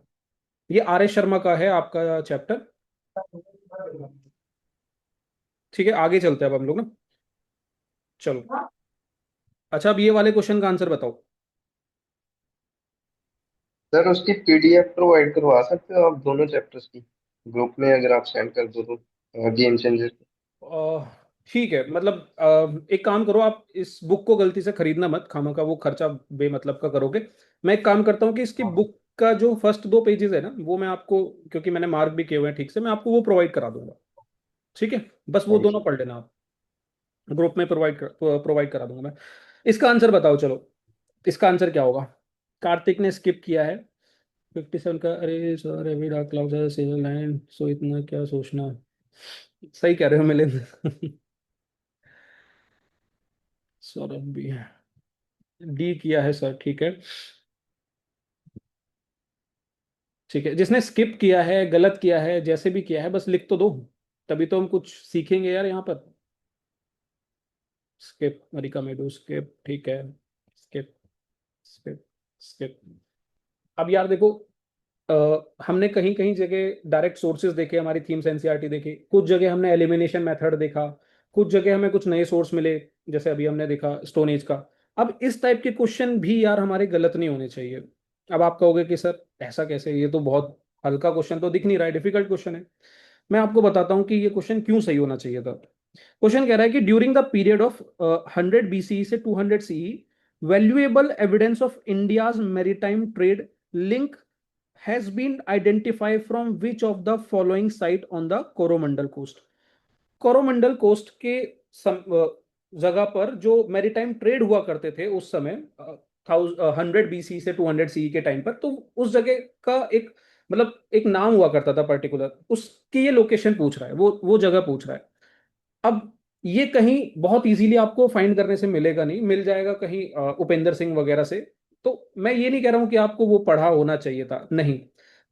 आ जाओ थोड़े से पीछे अपने सीडीएस के 2019 के पेपर पे। ये क्वेश्चन आपका प्रीवियस ईयर क्वेश्चन से बहुत इजीली सॉल्व होना चाहिए था। आ जाओ, name the site that gives as valuable information about India's maritime link on the Coromandel coast. उस साइट का नाम बताओ जो इंडियाज की मैरीटाइम लिंक के बारे में बताता है, जो कोरोमंडल कोस्ट से होकर गुजर रहा है, जो लिंक्स हमारे अदर उनके साथ हो रहे हैं फॉरेन। इसका आंसर अब आपको यहां 2019 के सीडीएस 2 से, अगर हमने अगर कभी इसको अटेम्प्ट किया है, ठीक है, तो आपको देखने को मिलेगा कि अरिका मेडू इसका राइट आंसर है। अब यहां अपने ऊपर सवाल करो, जो भी स्टूडेंट ये कहता है कि यार मैं तो सारे प्रीवियस ईयर क्वेश्चंस करके बैठा हूं बहुत बढ़िया से, मैंने सारे प्रीवियस क्वेश्चन 5-10 साल के तैयार कर लिए हैं, एक बार अटेम्प्ट करने से बात नहीं बनती भाई। ठीक है, अगर ये चीजें गलत हो रही हैं तो कहीं ना कहीं पीवाईक्यू को थोड़ा ध्यान से करना शुरू करो, दोबारा से करना शुरू करो। और जो कहते हैं कि यार 1-2 साल के कर लिए, नहीं, सारे कम से कम 10-12 साल के प्रीवियस ईयर क्वेश्चंस करके जाने, एटलीस्ट 10 ईयर्स तो मान के चलो। अब देखो ये बिल्कुल डायरेक्ट यहां से हिट कर रहा है। और अभी आपको याद होगा, मैंने शायद ज्योग्राफी में भी दिखाया था, सेम 2019 का जो एक कोल के ऊपर जो क्वेश्चन था, सबसे ओल्डेस्ट और एक कोल इन माइन थी, जो आपका जो क्वेश्चन आया था ज्योग्राफी में, शायद आपको ध्यान आ रहा हो, सिंगरौली, हाँ राइट अंजलि। ठीक है, वो बिल्कुल लाइन बाय लाइन था क्वेश्चन, प्रीवियस ईयर क्वेश्चन था। तो ऐसे अगर मैं ढूंढने भी निकालू ना, आपको 4-5 क्वेश्चन तो वहीं मिल जाए, और 4-5 क्वेश्चन का मतलब समझ रहे हो, 10 नंबर तो फ्री फंड के हैं। तो प्रीवियस ईयर क्वेश्चन, अब सोचो कि यार वो 5-6 क्वेश्चन जो हमारे पीवाईक्यू से मिल रहे हैं, और एक जगह आप पॉलिटी तैयार कर रहे हो 6-7 क्वेश्चन के लिए, 800 किताब, 800 पेजेस की बुक। तो कहां से ज्यादा आउटपुट, और उस 7 क्वेश्चन में जो पॉलिटी के आ रहे हैं वो 7 में से भी आप 2-4 ही करके आ पा रहे हो, और यहां तो डायरेक्ट पीवाईक्यू से यूं ही उठा ले रहे हैं वो लोग। तो प्रीवियस ईयर क्वेश्चंस को भी उतनी ही वैल्यू देना, एक सब्जेक्ट समझ के चलो पीवाईक्यू को। ठीक है, ये हो गया। यहां पर आपको अब इसका नोट्स बना लेना, अरिका मेडू का। ठीक है, ये इंपॉर्टेंट है। चलो आगे आ जाओ। गुप्ता के एडमिनिस्ट्रेटिव सिस्टम पर एक क्वेश्चन आया है यहाँ पर, 58 क्वेश्चन। कह रहा है कि consider the following statement about the Gupta administrative system. The Gupta king assumed imperial title such as Maharajadhiraja, Parama भट्टरका और परमेश्वरा। ठीक है, पहला स्टेटमेंट। चलो, Gupta king also connected themself with the gods through epithets such as परम देवता एंड परम भगवता। अब देखो यार, एज अ स्टूडेंट मैं भी शायद इस क्वेश्चन को कहूं कि यार ये तो मैंने कहीं पढ़ा नहीं, चांसेस है कि ये गलत ही हो जाएगा, या मैं इसको छोड़कर आ जाऊंगा। पर फिर से उसी पर आ जाओ जो स्ट्रेटेजी मैंने आपको बताई थी। पहली तो स्ट्रेटेजी वो कि ऐसे क्वेश्चन जो बोथ वाले क्वेश्चन होते हैं, मैं हमेशा आपको ये सजेस्ट करूंगा कि छोड़ने से ज्यादा अच्छा है कि सी मार्क करके आओ बोथ। ठीक है, पहली चीज तो ये। दूसरी चीज, थोड़ा सा और लॉजिक लगाने की कोशिश करो कि यार ये दो स्टेटमेंट में यूपीएससी कहाँ छेड़छाड़ कर सकती है। कुछ ऐसा लग रहा है कि यहाँ कहीं छेड़छाड़ कर सकती है, और हल्का सा भी अगर गुप्ता पीरियड आपने पढ़ा होगा ना, तो ये आपने नोटिस किया होगा कि गुप्ता अपने आप को बहुत ज्यादा मतलब डिवाइन तरीके से दिखाने की कोशिश करते थे कि हम तो महाराज धीराज और पता नहीं क्या क्या बड़े बड़े नाम अपने रखा करते थे। तो यहां से मैं कह रहा हूं कि आपको डायरेक्ट नहीं पता कि वो क्या नाम थे, परमेश्वरा था या भद्रखा था, क्या था नहीं पता। बट आपको इतना थोड़ा सा कनेक्शन बिल्ड किया ना, तो भी आप इसके आंसर तक पहुंच जाओगे कि बोथ इसका आंसर है। ठीक है, बिल्कुल Mike Gupta, B like we are param param, तो यही है इनका परम सत्य कि इसका आंसर सी है, बोथ। ठीक है, ये तो सी। ठीक है, तो ऐसे केसेस में आप सी करके आओ।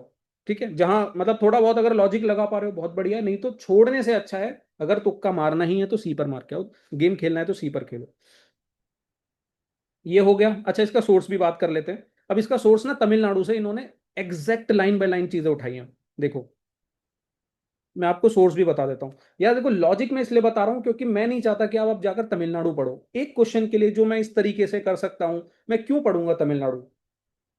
During the Gupta age, Gupta के एडमिनिस्ट्रेटिव सिस्टम पर पूरा है king. During the Gupta age political hierarchies can be identified by the title adopted. King assume title such as Maharajadhiraja, Parama Bhattaraka and Parameshvara. ये पहला स्टेटमेंट है। They were also connected with the gods through epithet such as परम देवता और परम भगवता।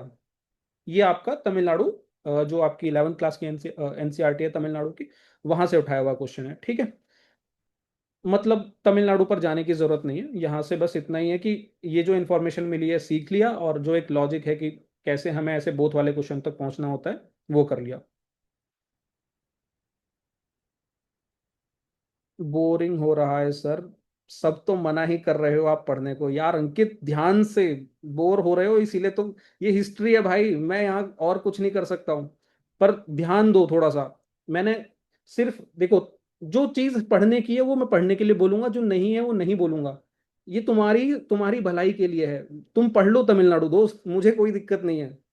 ठीक है, चलो।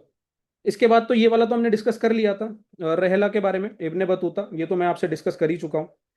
चलिए उसके बाद आ जाइए नेक्स्ट क्वेश्चन पर। The 20th century witnessed the emergence of a new movement in Karnataka led by Basavanna, who was the minister in the court of Kalachuri ruler, his followers were known as. ये उम्मीद करता हूं कि डिफिकल्ट नहीं लगना चाहिए, ये इजी क्वेश्चन है। ठीक है, ये इजी क्वेश्चन है। इसका आंसर आपका वीर शैवा होगा। इसके अगर एग्जैक्ट सोर्स की बात कर ले दोस्त, तो ये आपकी जो भक्ति सूफी मूवमेंट है थीम्स एनसीईआरटी में, वहां से पूछा हुआ है। और यहां आप देखोगे the Veer शैवा tradition in Karnataka का पूरा एक पैराग्राफ दिया हुआ है। अब ये इतना इंपॉर्टेंट पैराग्राफ है ना, मतलब जिसने अगर ये क्वेश्चन स्किप किया हो या छोड़ दिया हो, आप, मैं ये चीज बता भी चुका हूं, कई बार बताया मैंने, इस पर कई क्वेश्चंस भी आपको कराए होंगे। यहां पर आप नोटिस करोगे एक लिंगायत करके सीएपीएफ 2020 में क्वेश्चन आया था, ये मैंने आपको यहां से कनेक्ट कराया था, यहां आप नोटिस करोगे लिंगायत। ठीक है, अभी मैं पुराने क्वेश्चंस पर नहीं जा रहा हूं, बस मैं एक लिंकेज दिखा रहा हूं कि कैसे ये बहुत इंपॉर्टेंट है। एनडीए 2019 में वीर शैवा ट्रेडिशन इन कर्नाटका पर पूरा क्वेश्चन आया था। ठीक है, उसके बाद यहां पर आप देखोगे सीडीएस 2022 में कर्नाटका वीर शैवा मूवमेंट पर क्वेश्चन आया था। तो ये एक इंपॉर्टेंट टॉपिक है, इसके पूरे अच्छे से एक नोट्स वगैरह तैयार कर लेना, नहीं तो इसको यहां से अच्छे से रट लेना। तो राइट आंसर हमारा यहां पर वीर शैवा, जो कि फॉलोवर हुआ करते थे, his followers were known as Veerashaiva, ये अपने आप को वीर शिवा कहा करते थे, हीरोज ऑफ द शिवा। ठीक है, ये आपको ध्यान रखना है। आपके एनालिसिस वीडियो की देखी थी, थीम्स की मेन से निकल गया ये क्वेश्चन एक ही बार में। ठीक है, बढ़िया यार। तो ये वाला टॉपिक तैयार कर लेना, वीर शिवा। अच्छा, वीर शिवा से याद आया, इस टॉपिक के बाद आप ना ये भक्ति सूफी ट्रेडिशन तैयार कर लेना बहुत अच्छे से, क्योंकि अभी मैं एक पैटर्न और देख रहा हूँ आपके जियो साइंटिस्ट में। आपने अगर नोटिस किया होगा, जियो साइंटिस्ट में हिस्ट्री का जो एक हुआ था, तो उसमें भी भक्ति सूफी पर एक क्वेश्चन आया था। ठीक है, भक्ति सूफी पर एक क्वेश्चन आया था, और भक्ति सूफी पर फिर से एक क्वेश्चन आ गया। वो गुरु नानक जी के ऊपर था, ये वीर सेवा ट्रेडिशन के ऊपर है। और मैं पूरा श्योर हूं कि कोई ना कोई टॉपिक फिर से ये भक्ति सूफी का सीएपीएफ में कनेक्ट कर देंगे। तो ये एक जो लिंकेज है डेवलप हो रही है, इस चैप्टर को तैयार कर लेना, भक्ति सूफी ट्रेडिशन। वैसे तो ये थीम्स एनसीईआरटी का पार्ट है, तो पूरी तैयार करनी है, बट भक्ति सूफी अच्छे से हो जाना चाहिए। ठीक है, चलो। उसके बाद with reference to the industrial revolution, अब यार देखो ये वाला क्वेश्चन था जो मैं आपसे बोल रहा था कि ऐसे क्वेश्चन, अब ये बहुत जनरल स्टेटमेंट है, ऐसे जनरल स्टेटमेंट वाले क्वेश्चन में ज्यादा सर पैर नहीं लगाना होता। या तो आप थोड़ा सा समझने की कोशिश करो कि यहाँ यूपीएससी कहाँ खेल कर सकती है। स्टेटमेंट कह रहा है कि the industrial revolution saw the replacement of handicraft by the power driven machinery. आप थोड़ा सा भी समझने की कोशिश करो, आपने हल्का सा भी अगर इंडस्ट्रियल रिवॉल्यूशन पढ़ा है तो आपको समझ में आएगा कि उस समय क्या हो रहा था। इंडस्ट्री के बढ़ने से, इंडस्ट्रियल रिवॉल्यूशन होने की वजह से जो छोटे मोटे हैंडीक्राफ्ट्स हुआ करते थे वो बड़ी बड़ी मशीनरी के कारण दब गए थे। कोई बहुत हैंडीक्राफ्ट का कोई ज्यादा बोलबाला नहीं हो पा रहा था, इजीली मशीनें बड़ी बड़ी लगकर अपना काम आगे बढ़ा रही थी। तो ये बिल्कुल सही स्टेटमेंट है। उसके बाद the industrialised countries become dependent upon other country for the supply of raw material necessary for their industries. यही तो ब्रिटिशर्स इंडिया में आते हैं और उनका पर्पज ही यही होता है, रॉ मटेरियल के लिए। आपने अगर थीम एनसीईआरटी भी पढ़ी होगी, पहला ही चैप्टर है कॉलोनियल सिटी वाला। ठीक है, वहां से आप इसे बहुत अच्छे से कनेक्ट कर लोगे कि किस तरीके से कॉटन रॉ मटेरियल यहां से ले जाया जा रहा था और फिनिश्ड प्रोडक्ट इंडिया की मार्केट में जाकर डंप कर दिया जा रहा था। ठीक है, ये सेकंड स्टेटमेंट भी बिल्कुल सही है। Large scale production started with the help of machinery in the factory, मतलब लाइन पढ़ के ही लग रहा है कि यार इसमें क्या ही गलत होगा। ठीक है, तो तीनों ही स्टेटमेंट सही है, डी ऑप्शन सही है, वही लॉजिक लग रहा है यहाँ पर भी, 1 2 3 वाला। ठीक है, और अगर आप इसे पढ़ के भी देखोगे तो तीनों ही स्टेटमेंट सही लग रहे हैं। ठीक है, तो ये क्वेश्चन भी बेशक आपने ना भी पढ़ाओ तो भी यार सही होना चाहिए। ठीक है, चलो। ठीक है, कॉलोनियल सिटी आपका वैसे थीम्स एनसीईआरटी से आप इसे थोड़ा सा ना लिंक कर सकते हो, बहुत डायरेक्टली नहीं होगा बट इनडायरेक्टली लिंक कर लोगे। अब आ जाओ इस वाले क्वेश्चन पर। अशोकन इंस्क्रिप्शन की बात कर रहा है, कुछ लोकेशन दिए हैं और पूछ रहा है कि, मतलब कुछ इंस्क्रिप्शन है और पूछ रहा है कि किस लोकेशन पर लोकेटेड है। अब ये वाला क्वेश्चन जो है दोस्त, ये उतना आसान मैं नहीं कहूंगा। ठीक है, आपने अगर इसे स्किप किया है तो भी चलेगा, बट अब यहां से ये लर्निंग लेते हुए जाना कि कौन सी इंस्क्रिप्शन कौन सी लोकेशन पे, ये आपको पता होना चाहिए। खासकर आपको ये तीनों आपको पता होने चाहिए, जौगोड़ा, बहापुर और रजुला मंदगिरी। ठीक है। अब देखो, पहला वाला ये आप बहुत आसानी से एलिमिनेट कर सकते थे। सेम यहां पर पीवाईक्यू का कॉन्सेप्ट लगाऊंगा मैं आपका। सीएससी 2022 में आपके जौगौड़ा को मध्य प्रदेश से इन्होंने लिंक करके दिया था। तो अगर हम यहां पर इसे पढ़ने की कोशिश करेंगे उस समय पर, तो ये बिल्कुल गलत है। जौगौड़ा मध्य प्रदेश में नहीं, आपका उड़ीसा में है। देखो, वैसे तो ये थीम एनसीईआरटी से भी देखने को मिल जाएगा, बट ये थीम एनसीईआरटी से उतना ढंग से कनेक्ट नहीं कर पाओगे आप। यहां पर पूरा अशोकन इंस्क्रिप्शन की कई सारे इंस्क्रिप्शन और लोकेशन दी हुई है। ठीक है, कई सारे इंस्क्रिप्शन और उनकी लोकेशन दी हुई है। बट अब हम ये नहीं कर सकते कि यार अब हम इनको सबको रटने बैठ जाएंगे, नहीं, ये पॉसिबल नहीं है। बट जितने क्वेश्चन आ गए हैं, जैसे कुछ इंपॉर्टेंट इंपॉर्टेंट मैं मार्क करा देता हूं। ये बहापुर याद रखो जो अब आ गया है, कलसी याद रखो, तोपरा याद रखो, ठीक है। उसके बाद बैरात, बैरात याद रखो, इधर जोगाड़ा आपको याद रखना है, इधर गिरनार याद रखना है, ठीक है।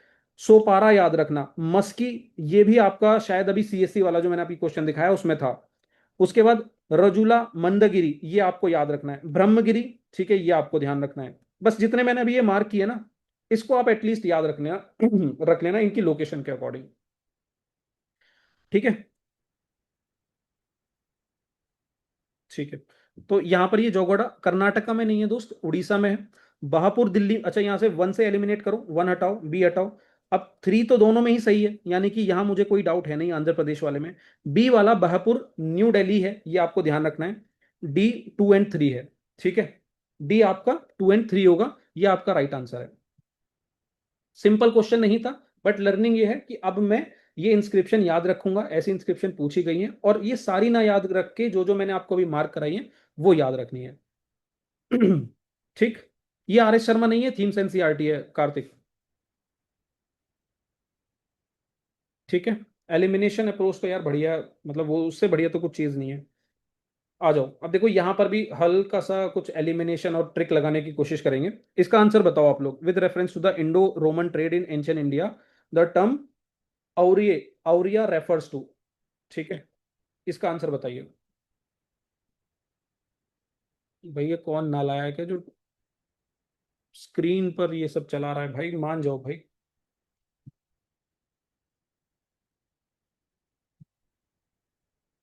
कुणाल का कहना है कि ए। ठीक है, कोई बात नहीं Kunal. Coin D, skipped Ankit, okay. AU stand for gold. Dev, अच्छा लॉजिक है।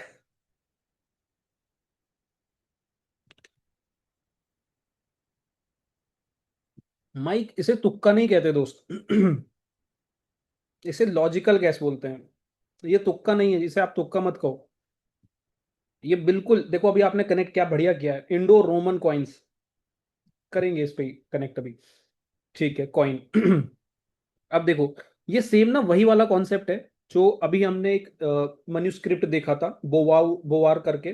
तो वहां पर हमने देखा था कि मेडिसिन होगा या केमिस्ट्री हो, मेडिसिन होगा, केमिस्ट्री होगा या मैथमेटिक होगा। तो मैंने आपको बताया था कि यार सारी चीजें एलिमिनेट कर लो। ठीक है, मेडिसिन अक्सर ऐसा है कि वो ज्यादातर देखने को मिलता है आंसर में। सेम ऐसा ही है कि ऐसे टर्म, अगर मैं आपको प्रीवियस ईयर क्वेश्चन दिखाऊंगा ना, कई सारे ऐसे टर्म्स वाले जितने भी क्वेश्चन आए हैं, ठीक है, जितने भी क्वेश्चन ऐसे टर्म्स वाले आए हैं ना, उनका ज्यादातर आंसर कॉइन्स पर जाकर ही रुका है। उनका ज्यादातर आंसर कॉइन्स पर ही जाकर रुका है।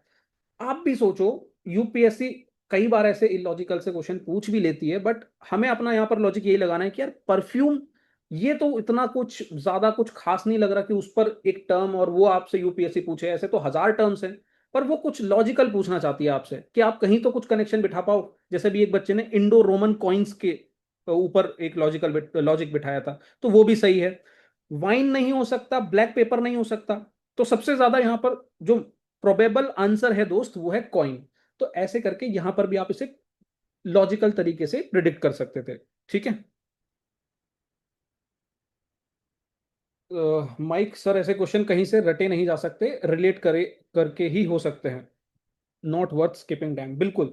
ये यार देखो, देखो भाई, अभी कुछ आप में से दो चार ऐसे जरूर बच्चे सोच सकते हैं कि सर कहीं हर जगह आप लॉजिक लगवा रहे हो।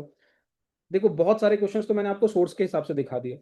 कुछ दो चार जगह मैं लॉजिक लगवाने की कोशिश इसलिए कर रहा हूँ क्योंकि आपको, आप हिस्ट्री ऐसे ही अटेम्प्ट कर सकते हो। हम जो कहते हैं ना कि सीएससी का बच्चा कैसे यार क्वेश्चंस ना आते हुए भी कर ले जा रहा है, क्या उसको ऐसा कुछ पढ़ाया जा रहा है? कुछ ऐसा अलग नहीं पढ़ाया जा रहा है। बस वो जो स्किल डेवलप हो रही है ना यूपीएससी वाले बच्चों की, वो ऐसी हो रही है कि वो इतने क्वेश्चंस अटेम्प्ट कर ले रहे हैं, इतनी मेहनत कर ले रहे हैं, उन्हें पता चल जाता है ऑप्शन देख के ही, वो क्वेश्चन नहीं पढ़ेंगे, वो ऑप्शन देखेंगे सीधा मार देंगे कॉइन्स, क्योंकि उन्हें पता है कि अक्सर यूपीएससी ऐसी पूछती है।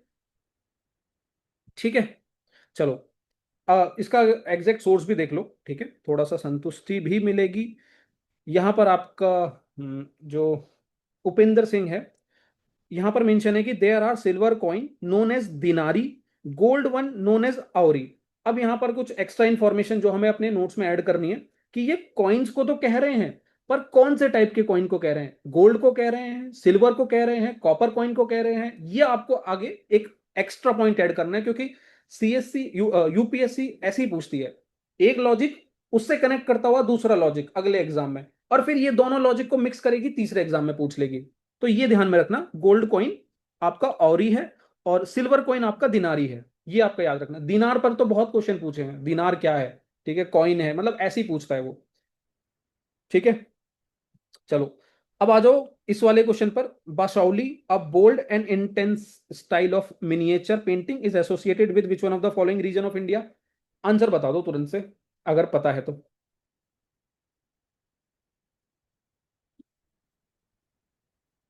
डी हिमाचल, ठीक है Roger, Himanshu D, Ankit D, Akash D. ये डी वाले थोड़ा लॉजिक बताओ भाई। डी में B due to name. Sir ये गलत हो गया, यूपीएससी ने हिमाचल मान लिया है। सर ये क्वेश्चन गलत गए। ठीक है, कोई दिक्कत नहीं मिले, कोई दिक्कत नहीं माइक। ये क्वेश्चन था ही गलत, स्किप करने के लिए या तो गलत हो जाने के लिए। Prepare for series can I take CPU. Akash ये अभी डिस्कशन करेंगे एंड में, हमारा सेशन खत्म होगा ना फिर। जे एन के है वैसे, माइक जे एन के है वैसे। ठीक है, एज यू सर, दो प्लेस पर होता है ये, जम्मू एंड हिमाचल से पढ़ना था, रिसेंट न्यूज में था। ठीक है, देखो इसका कोई डायरेक्ट ऐसा लॉजिक है नहीं कि मैं आपको मतलब कहूँ कि आपकी एनसीईआरटी जो आपने पढ़ी है उसमें से है, एनसीईआरटी में से है। मैं आपको इसका सोर्स दिखाता हूँ, इसका राइट आंसर क्या है। सोर्स समझ लो, और समझ लो कि आपको ये नहीं तैयार करना। ये आपकी 7th क्लास की एनसीईआरटी है, हिस्ट्री के। मेंशन है another reason that attracted miniature painting. अच्छा, ये पूरा चैप्टर ही पेंटिंग्स के ऊपर और मिनिएचर ट्रेडिशंस के ऊपर दिया हुआ है, पूरा चैप्टर का नाम ही वही है। तो यहां पर मेंशन क्या है कि another reason that attracted miniature painting was the Himalayan foothill around the modern day state of Himachal. ठीक है, Himachal Pradesh. By the late 17th century, this region has developed a bold and intense style of miniature painting called Basohli. ठीक है, तो कहाँ की बात है? JNK नहीं है, हिमाचल प्रदेश है, याद रखना आपकी एनसीईआरटी में, 7th क्लास के एनसीईआरटी में। अब क्या आपको ये क्वेश्चन आना चाहिए था? नहीं। अगर ये नहीं आता, देखो ये ऐसे कोर क्वेश्चन होते हैं जहां आप कुछ नहीं लगा सकते, कोई लॉजिक नहीं लगा सकते हो सकता है कि कोई बच्चा कुछ ना कुछ तिगड़म भिड़ा दे, पर मेजोरिटी अवॉइड करो ऐसे क्वेश्चन। ना तो इसमें कोई बोथ का लॉजिक लगा सकता हूं, ना कुछ एलिमिनेशन लगा सकता हूं। प्योर प्योर प्योर फैक्ट है कि किसी को पता है कि यार ये बशौली मिनिएचर पेंटिंग से रिलेटेड है और कौन से स्टेट में है, हिमाचल है, तो आप कर सकते हो, नहीं तो कोई लॉजिक नहीं लगा सकते। ठीक है, ऐसे क्वेश्चन को अवॉइड करो, ये छोड़ने के लिए ही बने हैं। चलो लास्ट 20 क्वेश्चन, 20 क्वेश्चन आपके हिस्ट्री में आया था, ये लास्ट क्वेश्चन है। ठीक है, इस लास्ट क्वेश्चन का आंसर बता दो, यहां फिर आपका जो सेशन है वो ऑलमोस्ट खत्म होगा। ठीक है, माइक डी है, Kunal D, Dev D, Shubham D, nice, chorus. Skipped wanted to tick D but skip कर दिया। अंकित यार ये मत करना कभी। ठीक है, D, D D D D D, सही है यार, यहां तक तो मतलब बढ़िया है। ठीक है, ये वाला क्वेश्चन देखो यार, इजी है। आप में से बहुत बच्चों ने, सर ये भी लॉजिक से हो जाएगा, हाँ माइक बिल्कुल लॉजिक से हो जाएगा।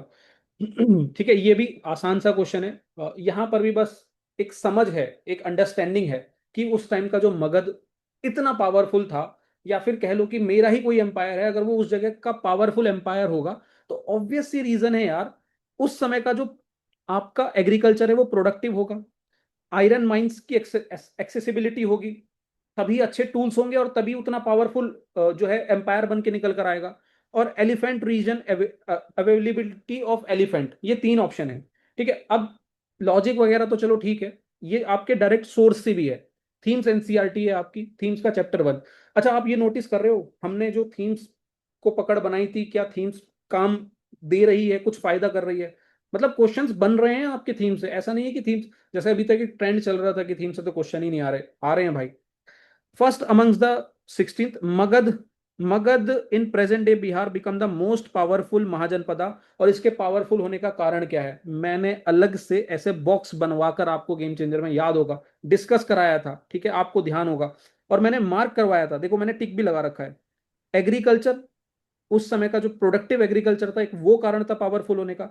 उसकी जो आयरन माइंस थी, उनकी जो लोकेशन थी, फिर उस समय मिलने वाले उस लोकेशन पर एलिफेंट, और चीप एंड कन्वीनियंट कम्युनिकेशन, ये आपको, और एक, हाँ, एक ये एम्बिशियस किंग। ये 5 रीजन आपको रट लेने हैं मगध के मोस्ट पावरफुल होने के पीछे। और इसके ऊपर पीवाईक्यू भी आया हुआ है, ठीक है, जिसने अगर गलत किया होगा तो प्रीवियस ईयर क्वेश्चन भी सोर्स है, एनसीईआरटी भी सोर्स है, और लॉजिक भी सोर्स है। इतने तरीके से आप इस क्वेश्चन को कर सकते थे। ठीक है, सिंपल है। 20 क्वेश्चन यहां पर आपके खत्म हो गए। ठीक है, 20 क्वेश्चन आपके खत्म हो गए। फाइनल वर्डिक्ट क्या निकल के आया, हमारा फाइनल कंक्लूजन वो सुन लो, फिर हम डिस्कस करते हैं। आपके एंड से अब बात करेंगे। फिर देखो, 20 क्वेश्चन आपके हिस्ट्री में अगर आ रहे हैं, ध्यान से समझना, मेरी प्रायोरिटी एटलीस्ट कम से कम 10 क्वेश्चन मैं एग्जाम में करके आऊं, इतना होनी चाहिए। आप अगर ये सोच रहे हो कि मैं 20 क्वेश्चन के 20 क्वेश्चन करूं, भूल जाओ। ये कोई हमारा 11th 12th का एग्जाम नहीं है, ठीक है, बोर्ड एग्जाम नहीं है कि मेरे 99% आएंगे तभी सिलेक्शन होगा, नहीं। मुझे कट ऑफ क्रॉस करनी है, और कट ऑफ से 20-25 नंबर ऊपर लाने हैं, अगर मुझे मेरी जो प्रेफरेंस की जॉब है वो चाहिए, जो रैंक है वो चाहिए। तो 20 क्वेश्चन भूल जाओ, 10 क्वेश्चन कम से कम लेकर चलो, और 10 से मतलब 10, 11, 12 तक अगर आपका स्कोर बैठ रहा है, 12 मार्क्स, 12 क्वेश्चन अगर आपके सॉल्व हो जा रहे हैं, आपकी हिस्ट्री सबसे बेस्ट है। आपकी हिस्ट्री से बढ़िया कोई भी किसी की हिस्ट्री नहीं है। क्योंकि आपको मैंने इस पेपर में भी दिखाए, ऐसे क्वेश्चन होंगे आपके 7-8 क्वेश्चन जिन्हें आपको छोड़कर ही आना है। और आपकी सोर्स से, जैसे थीम्स एनसीईआरटी है, मैंने कम से कम 5 क्वेश्चन आपके थीम से दिखाए होंगे, 5-6 क्वेश्चन। फिर 3-4 क्वेश्चन लॉजिकल बेस्ड हैं। फिर 2-3 क्वेश्चन जो न्यूएलिथिक वाले थे, चलो वो तो कोई दिक्कत नहीं है, हमने अभी तक नहीं पढ़ा था, बट अब जैसे पढ़ लेंगे तो जरूर वहां से भी कुछ बना लेंगे। तो यार 10-12 क्वेश्चन बनाना कोई मुश्किल काम नहीं है हिस्ट्री में, और इतना ही टारगेट लेकर चलना हिस्ट्री के लिए। ये मेरा फाइनल एक कंक्लूजन है आप सभी के लिए। हिस्ट्री फोमो तभी लगेगा जब आप उसको बहुत ज्यादा ही कुछ बड़ा मानकर चलोगे, ठीक है। इसीलिए 10-12 क्वेश्चन, जिसमें 6-7 क्वेश्चन आपके नॉलेज बेस्ड होंगे, एकदम प्योर फैक्ट टाइप, जो आपने थीम्स में, स्पेक्ट्रम में कहीं पढ़े होंगे। 2-3 क्वेश्चन आपके कुछ एलिमिनेशन, कुछ आपके लॉजिकल गैस लगाकर हो जाएंगे, ठीक है। इस तरीके से 11-12 का स्कोर आपको पकड़ लेना है। ये है आपका पूरा हिस्ट्री। माइक ऑन कर लो, मुझे बताओ सबसे पहले तो, कमेंट सेक्शन में बता दो कि सेशन कैसा लगा, मजा आया, सीखने को मिला, जल्दी से बता दो। Hello sir, good evening. Good evening, good evening Jyoti. Sir बहुत मजा आया। सही डर लगा। निकल गया एक तरीके से। तो डरना मेरा नहीं है। डाउट ये था कि एक तो ये डाउट क्लियर नहीं हो रहे सर, आईडी में इतने सारे मैंने डाल रखे हैं तो वो क्लियर नहीं कर रहे हैं, कोई प्रॉब्लम है कोई ऐसा? मैं देखता हूँ ज्योति, ठीक है। और सर 90 डेज अभी बचे हैं, तो आपने अभी बोला था कि 10 टाइम रिवीजन करना है एटलीस्ट, हम्म। मतलब तो 90 डेज में सर कैसे पॉसिबल है? अभी तो सिलेबस ही कंप्लीट करने के पीछे दौड़ रहे हैं। देखो ज्योति, सिलेबस जो चल रहा है, जैसे मान लो आप फाउंडेशन में हो भी, यस सर, नहीं फाउंडेशन में नहीं हूँ sir, game changer. Game changer में हो। देखो गेम चेंजर में पॉलिटी चल रहा है, मतलब जो ऑलमोस्ट आधा कंप्लीट हो गया है, पार्लियामेंट शायद आज था जो क्विज थी उसकी, ठीक है। पॉलिटी हमारा आधा चल रहा है। तो देखो, पॉलिटी से पहले जितनी भी चीजें हो गई हैं, एक पॉलिटी को तो अपना एक बनाकर चलो एक शेड्यूल में। उसके साथ साथ जो चीजें चल गई हैं, चल हो चुकी हैं, जैसे ज्योग्राफी हो गया है, साइंस हो गया आपका, ठीक है, इकोनॉमिक्स हो गया है, आप एटलीस्ट उसको तो मल्टीपल टाइम रिवाइज कर सकते हो side by side, yes sir. ठीक है। और ये चीज और समझो, एक एक मेरी बहुत ध्यान से चीज समझो, आप कोई भी चीज को 10 टाइम रिवाइज तभी कर सकते हो जब आपके पास उसके नोट्स होंगे। तो ये आप एनसीईआरटी से रिवीजन मत करना। जितनी देर में आप लक्ष्मीकांत की पूरी किताब रटने बैठोगे ना, याद करने बैठोगे, उतनी देर में 3 बार आप नोट से रिवाइज कर लोगे।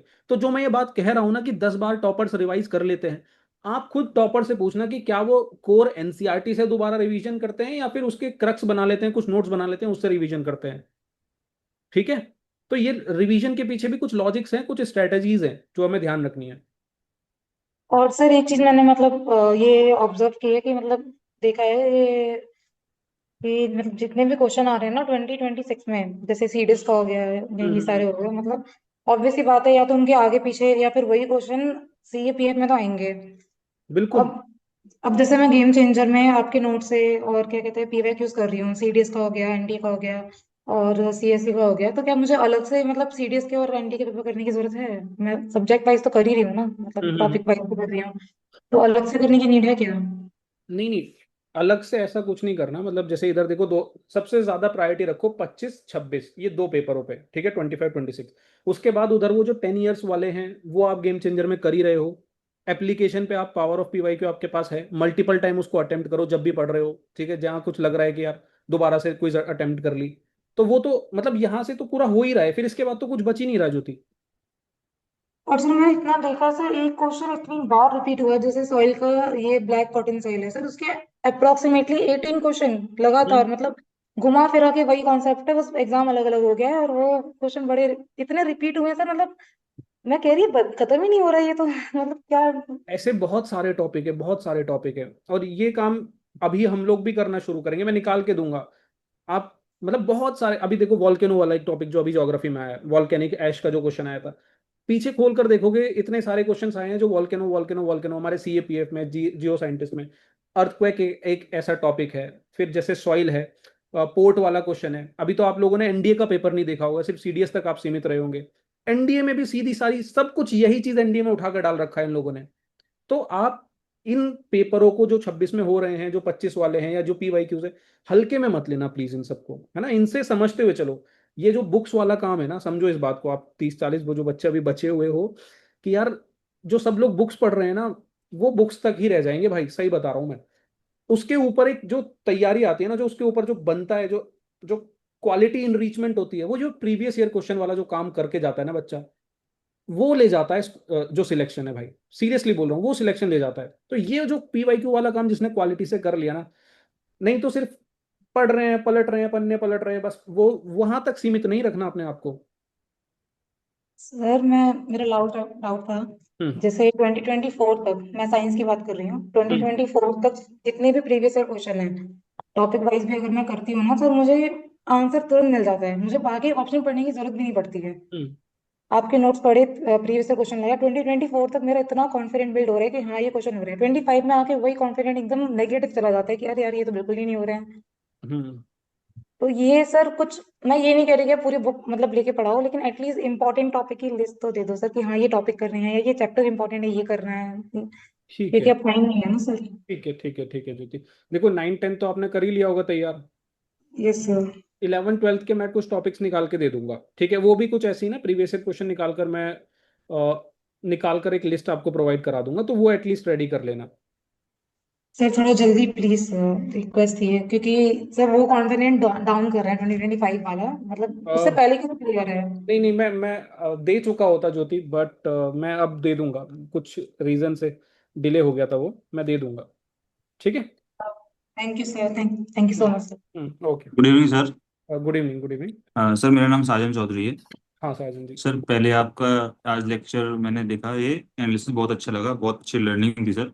Thank you sir. Next sir, मेरा डाउट सर ये है, मैं सीआईएसएफ एलडीसी का तैयारी कर रहा हूँ, एसी एलडीसी की। Okay okay. हाँ तो सर उसमें ये आपका गेम चेंजर प्रोग्राम है, उसका मेंबर भी हूँ और नोट्स भी मैंने आपके बाय किए हैं। ये कितना रेलेवेंट है और अपने पेपर के अकॉर्डिंग मुझे क्या ट्विक्स करने चाहिए, क्या एडजस्टमेंट करने चाहिए, सर आप कुछ गाइड कर सकते हैं?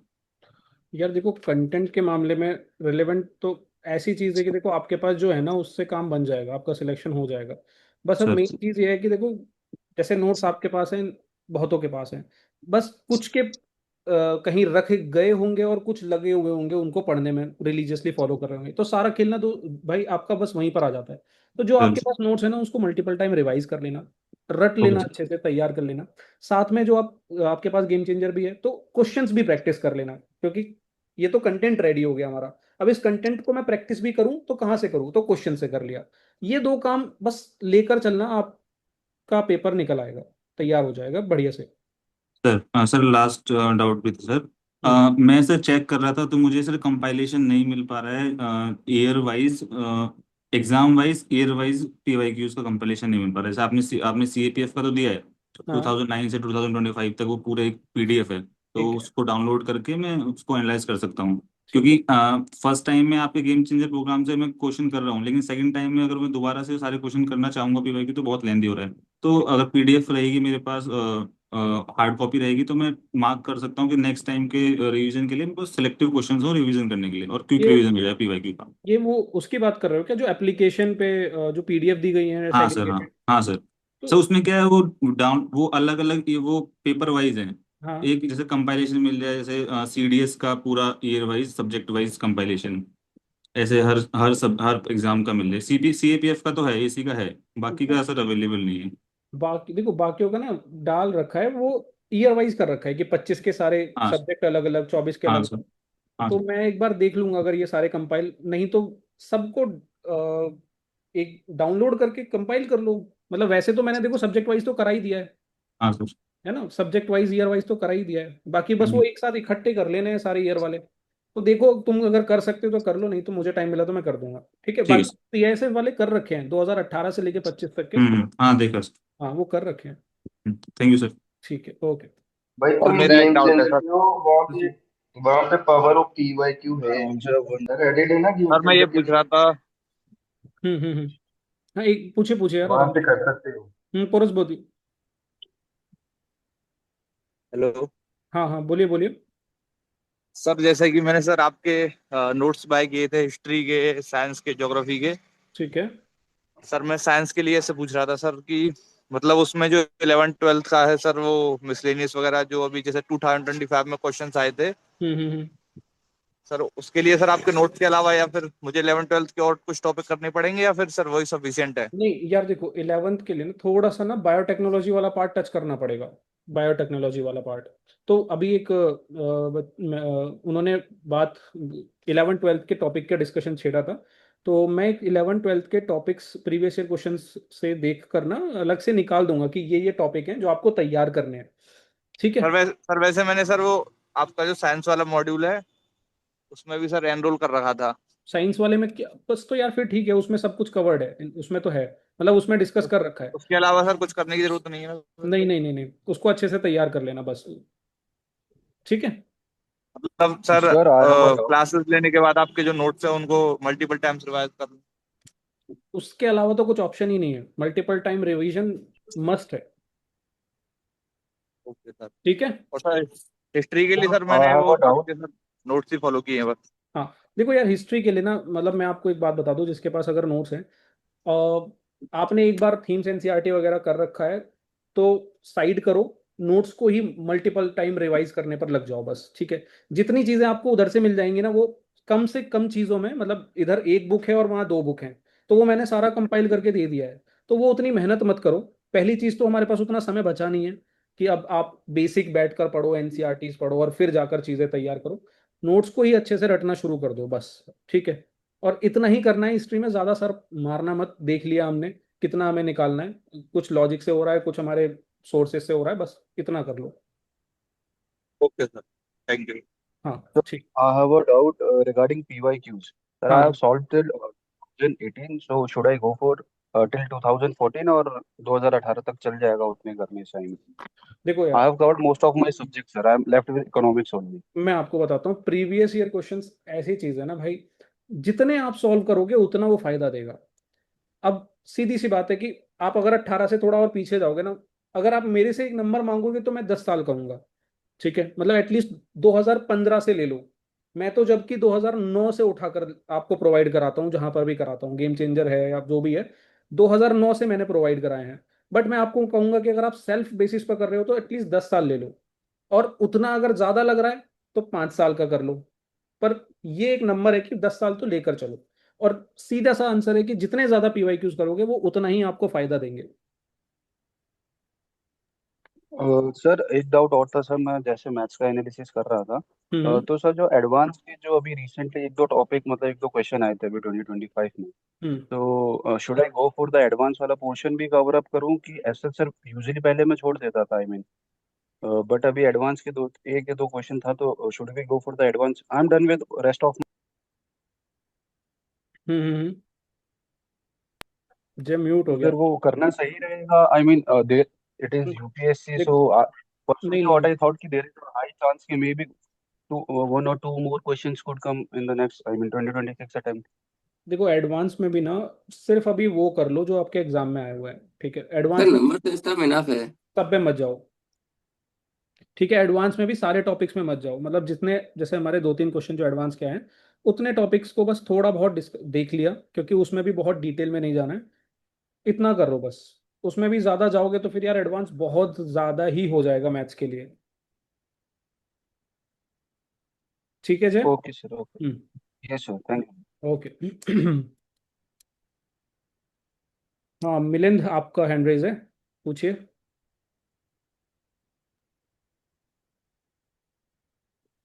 मिलिंद, कोई डाउट है?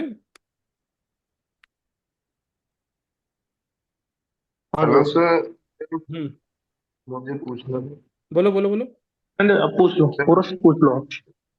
Okay okay, thank you sir. मेरी डिमांड है, डाउट नहीं है। आप सर ये एनालिसिस पेज जो भी ये सेंड कर सकते हो पीडीएफ में, ये एनालिसिस का? Including source. अच्छा, ये पीडीएफ, हाँ जी, हाँ जी। इसका क्या करोगे? अरे सर, नोट करना सर जो भी सर।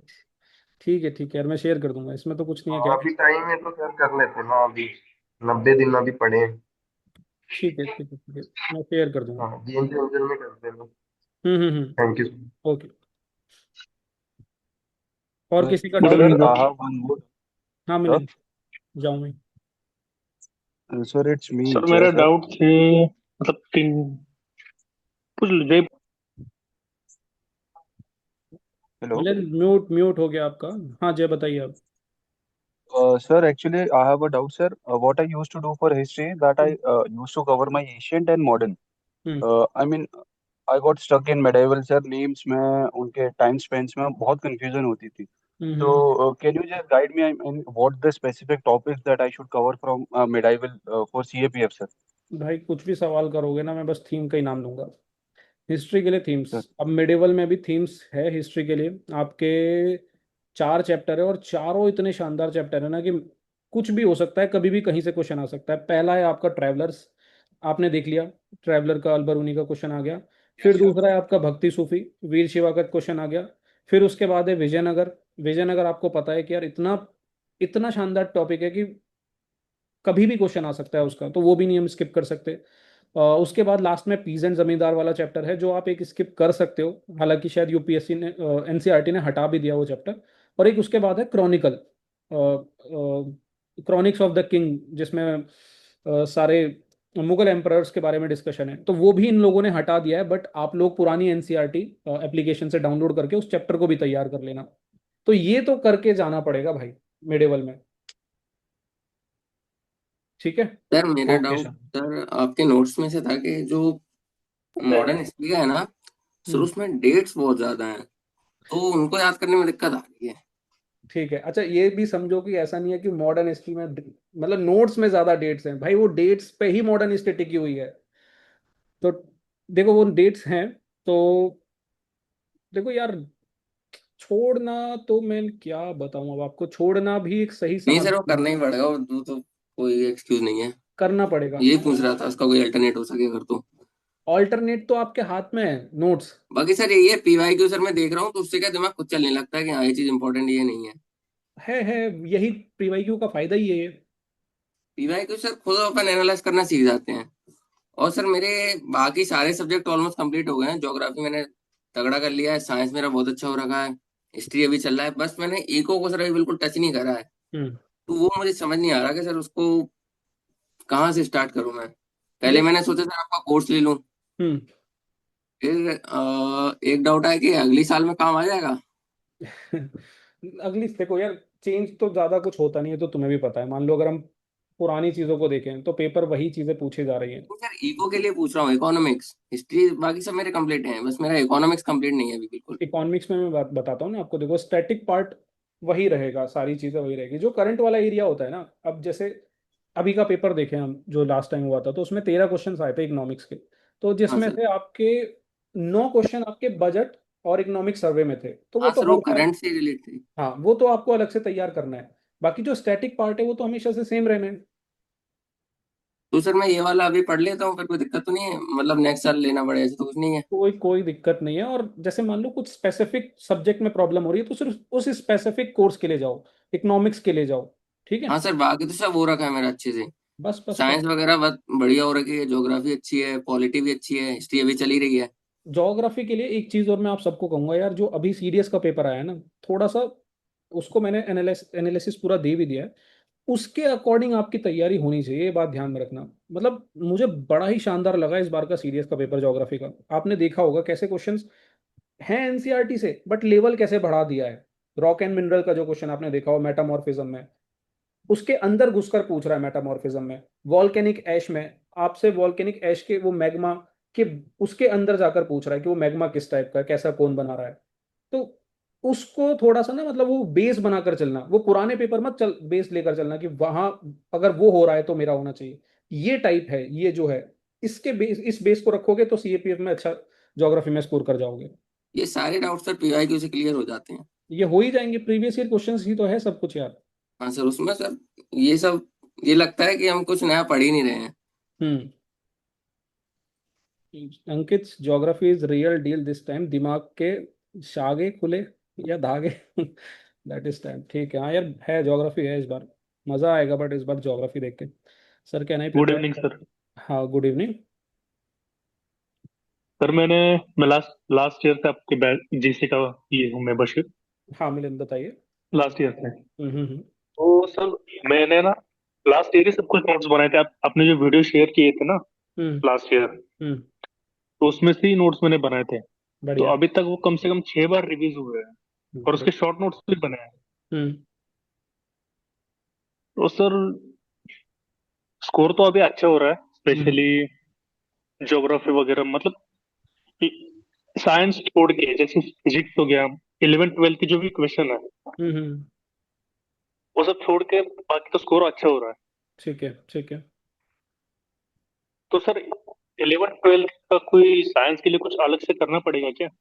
क्या आप यार जीसी ग्रुप में दे दोगे कुछ? मैं 11 12 के ना, जैसे मैं बोल रहा हूँ कि एक टॉपिक का पूरा एनालिसिस थोड़ा सा मैं आपको यूट्यूब पर लाकर दे दूंगा।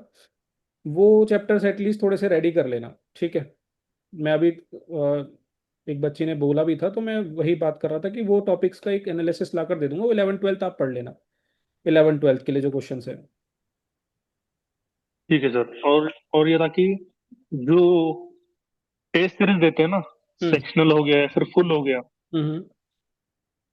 तो सर उसमें जो स्कोर है वो स्टक हो गया है, जैसे 70 75 78 80 से ऊपर नहीं जा रहा है। ठीक है। स्पेशली जो सीएससी के है, हाँ हाँ हाँ, ठीक है। ठीक। वाजीराम विजन आईएएस के। ठीक है। देखो यार मिलिन, टेस्ट सीरीज का जो स्कोर स्ट्रक होने के रीजन तो ठीक है, मतलब मेन चीज ये है कि आप उसको एनालिसिस करते हो वापस हाँ लाकर, सर। जब उसमें कभी हाँ ये फाइंड आउट करते हो कि वो मिस्टेक्स हो रही हैं तो क्यों हो रही हैं। हाँ सर, वो कैटेगराइज करता हूँ, सिली मिस्टेक कौन सी है जिसका मुझे नॉलेज नहीं है, वो कौन सी है जिसका हम्म। जो हम्म। अपडेट करंट है, जो मैंने अपडेट नहीं किया नोट्स में, वो कौन से क्वेश्चंस है, वो सब कुछ मैं कैटेगराइज करता हूँ। हम्म। हम्म। नहीं देखो, अगर बस काम यही करना है मिलन, कि जो टेस्ट सीरीज में क्वेश्चंस आए हैं जो गलत हुए हैं उनकी एक अलग लिस्ट बना ली। सही वालों को तो क्या ही देखना, ठीक है, उसमें बस देख लिया सही वाले तो, बट जो गलत वाले हैं उसमें देखना है कि किस टाइप की मिस्टेक आपकी हो रही है, ठीक है, जो गलत वाले हो रहे हैं। और कई क्वेश्चन ऐसे होंगे जिसमें सिली मिस्टेक हो रही होगी। अब मिस्टेक्स की भी कुछ कैटेगरी होती है, ये भी डिस्कस करेंगे कभी टेस्ट सीरीज का जब डिस्कशन करेंगे, कि कैटेगरी है कि जिसमें नॉलेज ही नहीं है, ठीक है, जिसमें कुछ सिली मिस्टेक हो गई है, हम्म। या फिर जिसमें कहीं ना कहीं मैंने तुक्का कुछ लगाया था और निकल के कुछ और आया आंसर। तो अब उन मिस्टेक्स को समझ के ना एक अप्रोच डेवलप करो। तो भाई जहां नॉलेज की दिक्कत है वहां तो आपको सिंपल सी बात है, पढ़ना पड़ेगा, ठीक है। जहां पर हम्म। कुछ लॉजिक की प्रॉब्लम है तो आप वहां पर देखो कि यार कैसे टाइप के क्वेश्चंस में आपका लॉजिक सही बैठ रहा है, आपकी एक्यूरेसी क्या है। मतलब टेस्ट सीरीज के स्कोर्स पर इतना ज्यादा ध्यान मत दो, कोशिश करो बस इंप्रूवमेंट पर कि मैं कहाँ कितना ज्यादा इंप्रूव कर सकता हूँ। और ऐसा हो ही नहीं सकता दोस्त कि आपको वो स्कोप ऑफ इंप्रूवमेंट मिले ही ना, वो हर जगह दिखेगा आपको अगर आप ढंग से देखोगे उस चीज को तो। ठीक है सर। और था एक पेपर टू का, कि जो मल्टी डायमेंशनल बोलते हैं कि मल्टी डायमेंशनल हमेशा अप्रोच रखनी चाहिए, तो मल्टी डायमेंशनल कैसे रखते हैं अप्रोच? मल्टी डायमेंशनल कैसे रखते हैं अप्रोच? देखो मल्टी डायमेंशनल का, पेपर टू में। हाँ, मतलब सिंपल सा ये कहना है कि आप किसी भी टॉपिक पर डिस्कशन कर रहे हो तो ऐसा नहीं है कि सिर्फ आप उसे एक ही एंगल से आप सामने वाले को दिखा रहे हो।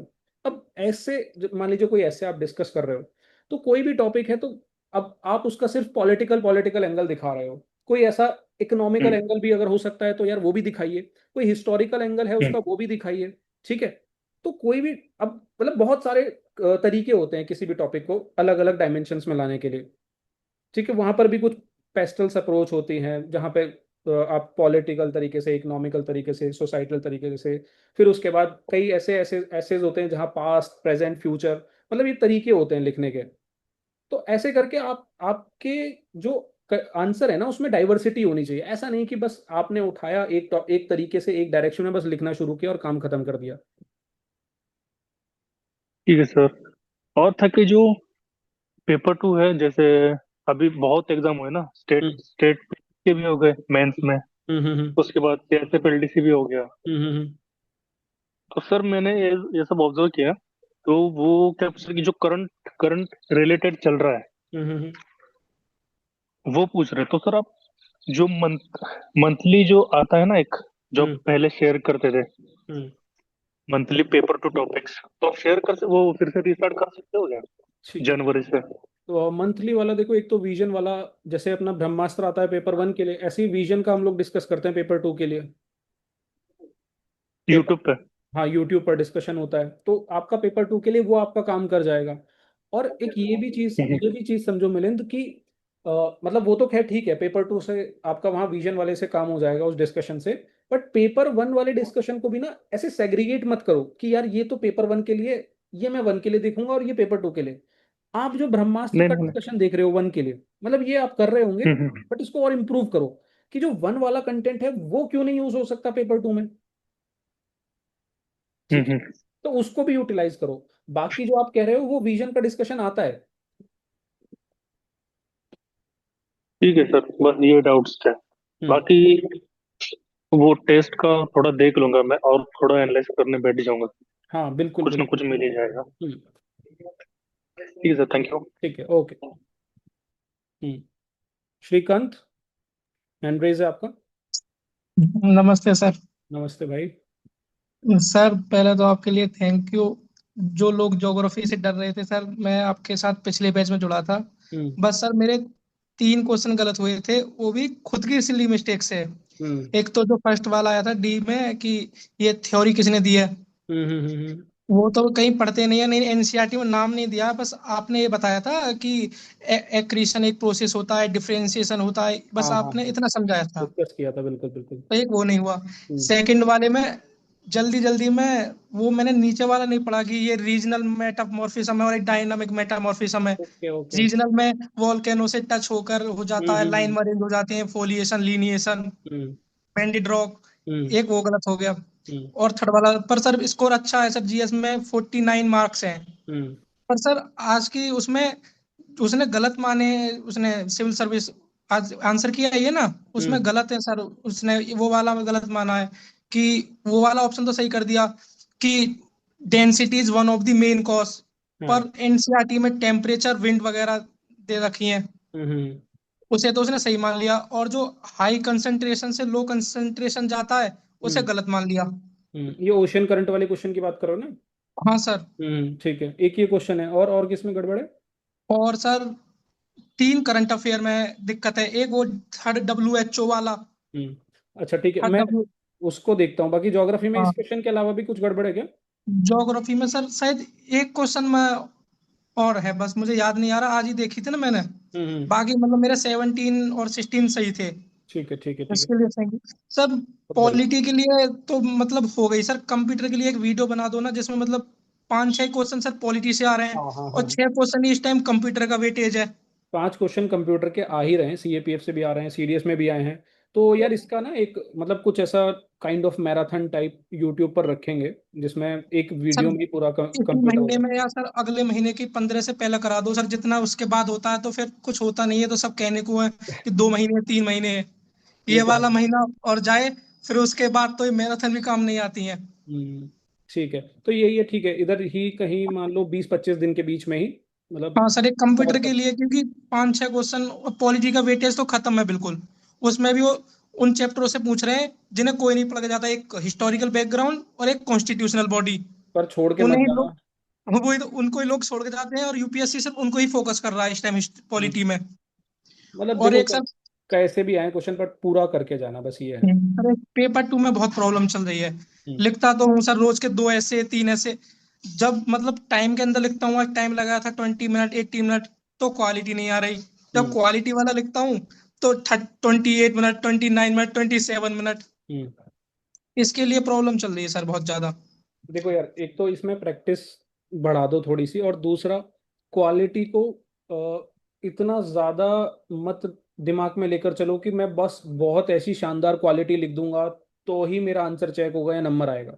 ठीक है, आपको मेन चीज ध्यान में रखनी है कि मेरा उस 3 घंटे के टाइम ड्यूरेशन में पेपर खत्म होना चाहिए, ये पहला अपना अप्रोच रखो। ठीक है, मतलब ये एग्जाम के दिन अप्रोच होनी चाहिए आपकी।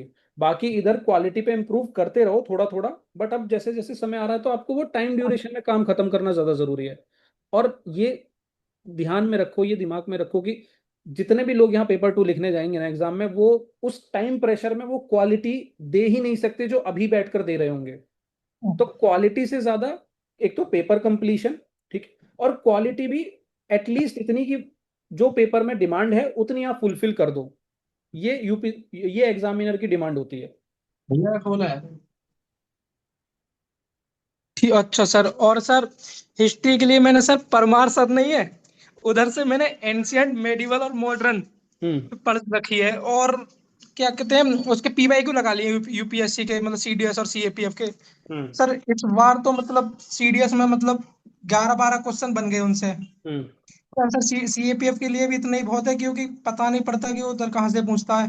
देखो अगर वहां से सीडीएस में 11-12 बन गए ना तो सीएपीएफ में भी अच्छे बन जाएंगे। ठीक है, और इस अभी सोर्स चेंज नहीं करना, ये टाइम सोर्स चेंज इस बार करने का तो सर नहीं। सीडीएस में सर हिस्ट्री के क्वेश्चन वो पूछे हैं सर, मतलब नॉर्मल भी अगर किसी ने कहीं पढ़े हैं तो 5-6 तो सबको आते थे। सिर्फ इतना 3-4। नहीं नहीं नहीं, देखो सर इतना नॉर्मल मत समझो। सर ये वाला देखो, बैगौर राजस्थान ये सबको पता था। हम्म। और ये वो गुप्ता किंग वाला, महाराजा अधिराजा, और ये वाले, और 3-4 और थे, मतलब जो नॉर्मल थे कि इनमें से कौन सी प्री हिस्टोरिक साइट है। ये सर 4-5 क्वेश्चन तो सच में इजी थे। मतलब इस बार और टीचरों ने हार्ड बनाया सर। पिछली ये पक्का कह सकता हूँ, मैंने आपके नोट्स नहीं लिए, पर आपके जो वीडियो देते थे ना, उससे मैंने स्क्रीनशॉट लेके अपने फोन में, दूसरे हम्म फोन हम्म से उससे नोट्स बना लिए। हम्म सर आज तक काम आ रहे हैं वो। हम्म और सबसे पहले आपने एनसीईआरटी का जो एनालिसिस कराया था ना, हम्म। मैं तो सर बहुत बच्चों को बोलता हूँ, मेरे दोस्तों ने बुक भी खरीदी है। मैं तो कहता हूँ अगर ज्योग्राफी में प्रॉब्लम है तो रे सर के पास चले जाओ। बाकी सर की हिस्ट्री का मैं कहीं नहीं बोलता भाई, कि हिस्ट्री की नहीं सर के हाथ में है, नहीं उसके किसी के हाथ में है। वो वो तो है तो ही अपनी मर्जी अनप्रेडिक्टेबल। से, क्योंकि 25 का पेपर फिर भी पीवाईक्यू में से आया था हिस्ट्री का।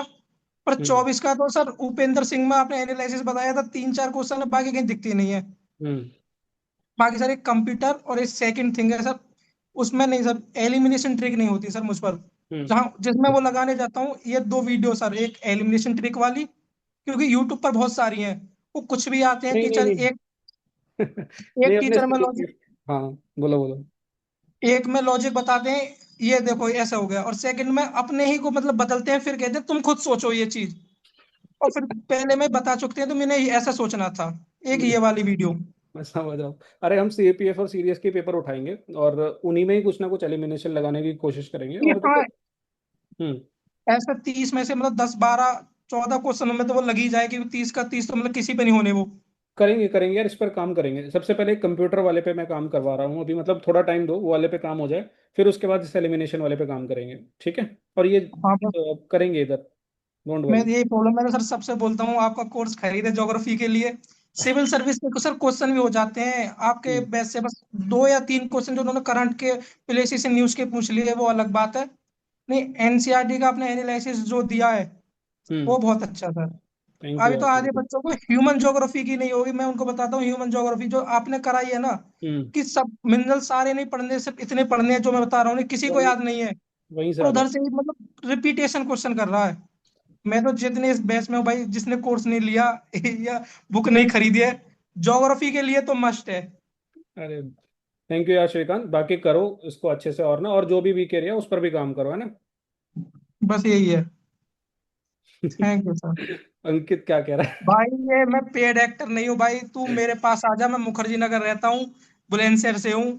तू आके देख ले भाई, सर के नोट्स भेज कोई नहीं, सकता हूँ कोई तुझे नहीं यूट्यूब श्रीकांत, पर मैं। कोई दिक्कत नहीं यार, वो मजाक कर रहा है। ठीक है, नहीं, करो यार, मुझे कोई करो। प्रॉब्लम नहीं है। अरे ऐसा नहीं है ठीक है। यार, देखो भाई, देखो ऐसी बात नहीं है। ये प्रूफ करने की जरूरत नहीं होती। आप अगर मेहनत कर रहे हो, जैसे आप मेहनत कर रहे हो, तो आपको अपने फैमिली में, फादर को, दोस्तों को बताने की जरूरत नहीं होती। तो ये बच्चों को भी दिखता है कि कौन मेहनत कर रहा है, कौन नहीं कर रहा है। तो वो मजाक वजाक तो सब चलता है, बाकी आप मेहनत करो, मैं भी अपनी मेहनत कर रहा हूँ यार, वो सब दिखेगा। तो ठीक दुख तो वहां होता है ना, वो सीडीएस जनरली और एक दो अकेडमी 90 क्वेश्चन हमारे नोट्सों में से आए। अलग ही चल है। रहा है सर उधर। कोई नहीं, कोई नहीं यार, देखो ठीक है। बस मेन मेन चीज है, मेहनत करो। पेपर ये मत सोचो कि पेपर में 99% आया नहीं आया। अपने एंड से मेहनत करो, वो मेहनत करोगे दिख जाएगा, सिलेक्शन हो जाएगा, यहाँ नहीं होगा कहीं और हो जाएगा, ठीक है ना। हम्म, और करने दो यार, जो जैसे कर रहा है, बढ़िया। ठीक ठीक है। है, thank you sir. Okay, okay Shrikant. ठीक है। ठीक है सर भाई, आप और एक्टिव रिकॉल सेशन ले सकते हो क्या यूट्यूब पे? एक्टिव रिकॉर्डिंग सेशन मैं मार्क कर लेता हूँ। देखो यार, दो वीडियो हो गई आपकी, एक साइंस की, कंप्यूटर की, एक एलिमिनेशन और एक एक्टिव रिकॉर्डिंग। मैं टाइम के अकॉर्डिंग एक बार देख लूंगा कि कहाँ सूटेबल फिट बैठ जाएगा ये, ठीक है। ठीक है और सर, बस बताइए। अगले महीने की 20 तारीख से पहले ले लेना। ओके, ठीक है यार, मैं इसका भी करता हूँ। Thank you. ठीक है। सर आप गेम चेंजर ऐप के बारे में बता सकते हैं, वो गेम चेंजर प्रोग्राम के बारे में? यार गेम चेंजर प्रोग्राम के बारे में कोई स्पेसिफिक डाउट है तो दोस्त पूछ लो, नहीं तो फिर आप एक बार ना टेलीग्राम पर मैसेज कर देना, तो टीम उधर आपको पूरा डिटेल दे देगी। वैसे तो एक वीडियो भी है, आप मतलब कोई नहीं तो स्पेसिफिक सर मैं डाउट। वीडियो देख लूंगा उसकी, हाँ, कोई दिक्कत वीडियो नहीं। देख लेना, 1 घंटे का है, तो आपको अच्छा, आइडिया लग जाएगा। ठीक ठीक है है। सर। Okay, okay. ठीक है। और किसी का कोई डाउट है तो फिर लेते हैं, नहीं तो यार खत्म करते हैं सेशन। हाँ सर, वैसे भी 2 घंटे का हो गया है। हम्म। ठीक है, प्रोडक्टिव लगा या फिर बस टाइम काटा? नहीं सर, प्रोडक्टिव लगा, बिल्कुल लगा सर। चलो, बढ़िया बढ़िया सर बढ़िया। मेरा एक डाउट था सर, पूछ सकता हूँ? पूछिए यार। सर वो मैं पेपर 2 का सर ग्रामर के बारे में पूछ रहा था सर। ग्रामर तो कंप्लीट है सर, बट मेरे को प्रैक्टिस के लिए सर पीवाईक्यू एनएफ होगा कि सर कोई दूसरा सोर्स भी फॉलो करना पड़ेगा? यार ग्रामर उतना परेशान करने वाला सब्जेक्ट है नहीं कि मतलब तुम्हें बहुत प्रैक्टिस की ज़रूरत है। अब जैसे ग्रामर में हमारी जो टॉपिक्स हैं आपके पास, वो लिस्ट होगी, एक्टिव पैसिव की, डायरेक्ट इनडायरेक्ट की, और वो पूरा 10 टॉपिक जो मैंने एक वीडियो में बनाई थी। तो वो टॉपिक तैयार आपके होने चाहिए। प्रीवियस ईयर क्वेश्चन 8-10 आपके पास होंगे। और थोड़ी बहुत प्रैक्टिस के लिए ना, नीतू सिंह की मैम नीतू मैम की जो बुक आती है, प्लेन टू पैरामाउंट, उसी में हर टॉपिक के पीछे ना प्रैक्टिस के लिए क्वेश्चंस दिए होते हैं। तो उतना कर लेना, उससे ज्यादा मत करना। ठीक ओके है। सर। उस ठीक है उतना सर, प्रैक्टिस थैंक यू। कर लेना बस। ओके। ठीक है, ठीक है। ओके भाई, चलिए मिलते हैं फिर।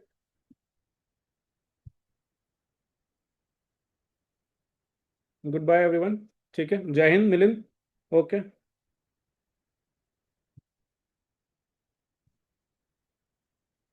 कोई भी किसी और का डाउट है यार, वो पर्सनल आईडी पे पूछ लेना अभी, है ना। फिर सेशन एंड कर रहा हूँ मैं अभी।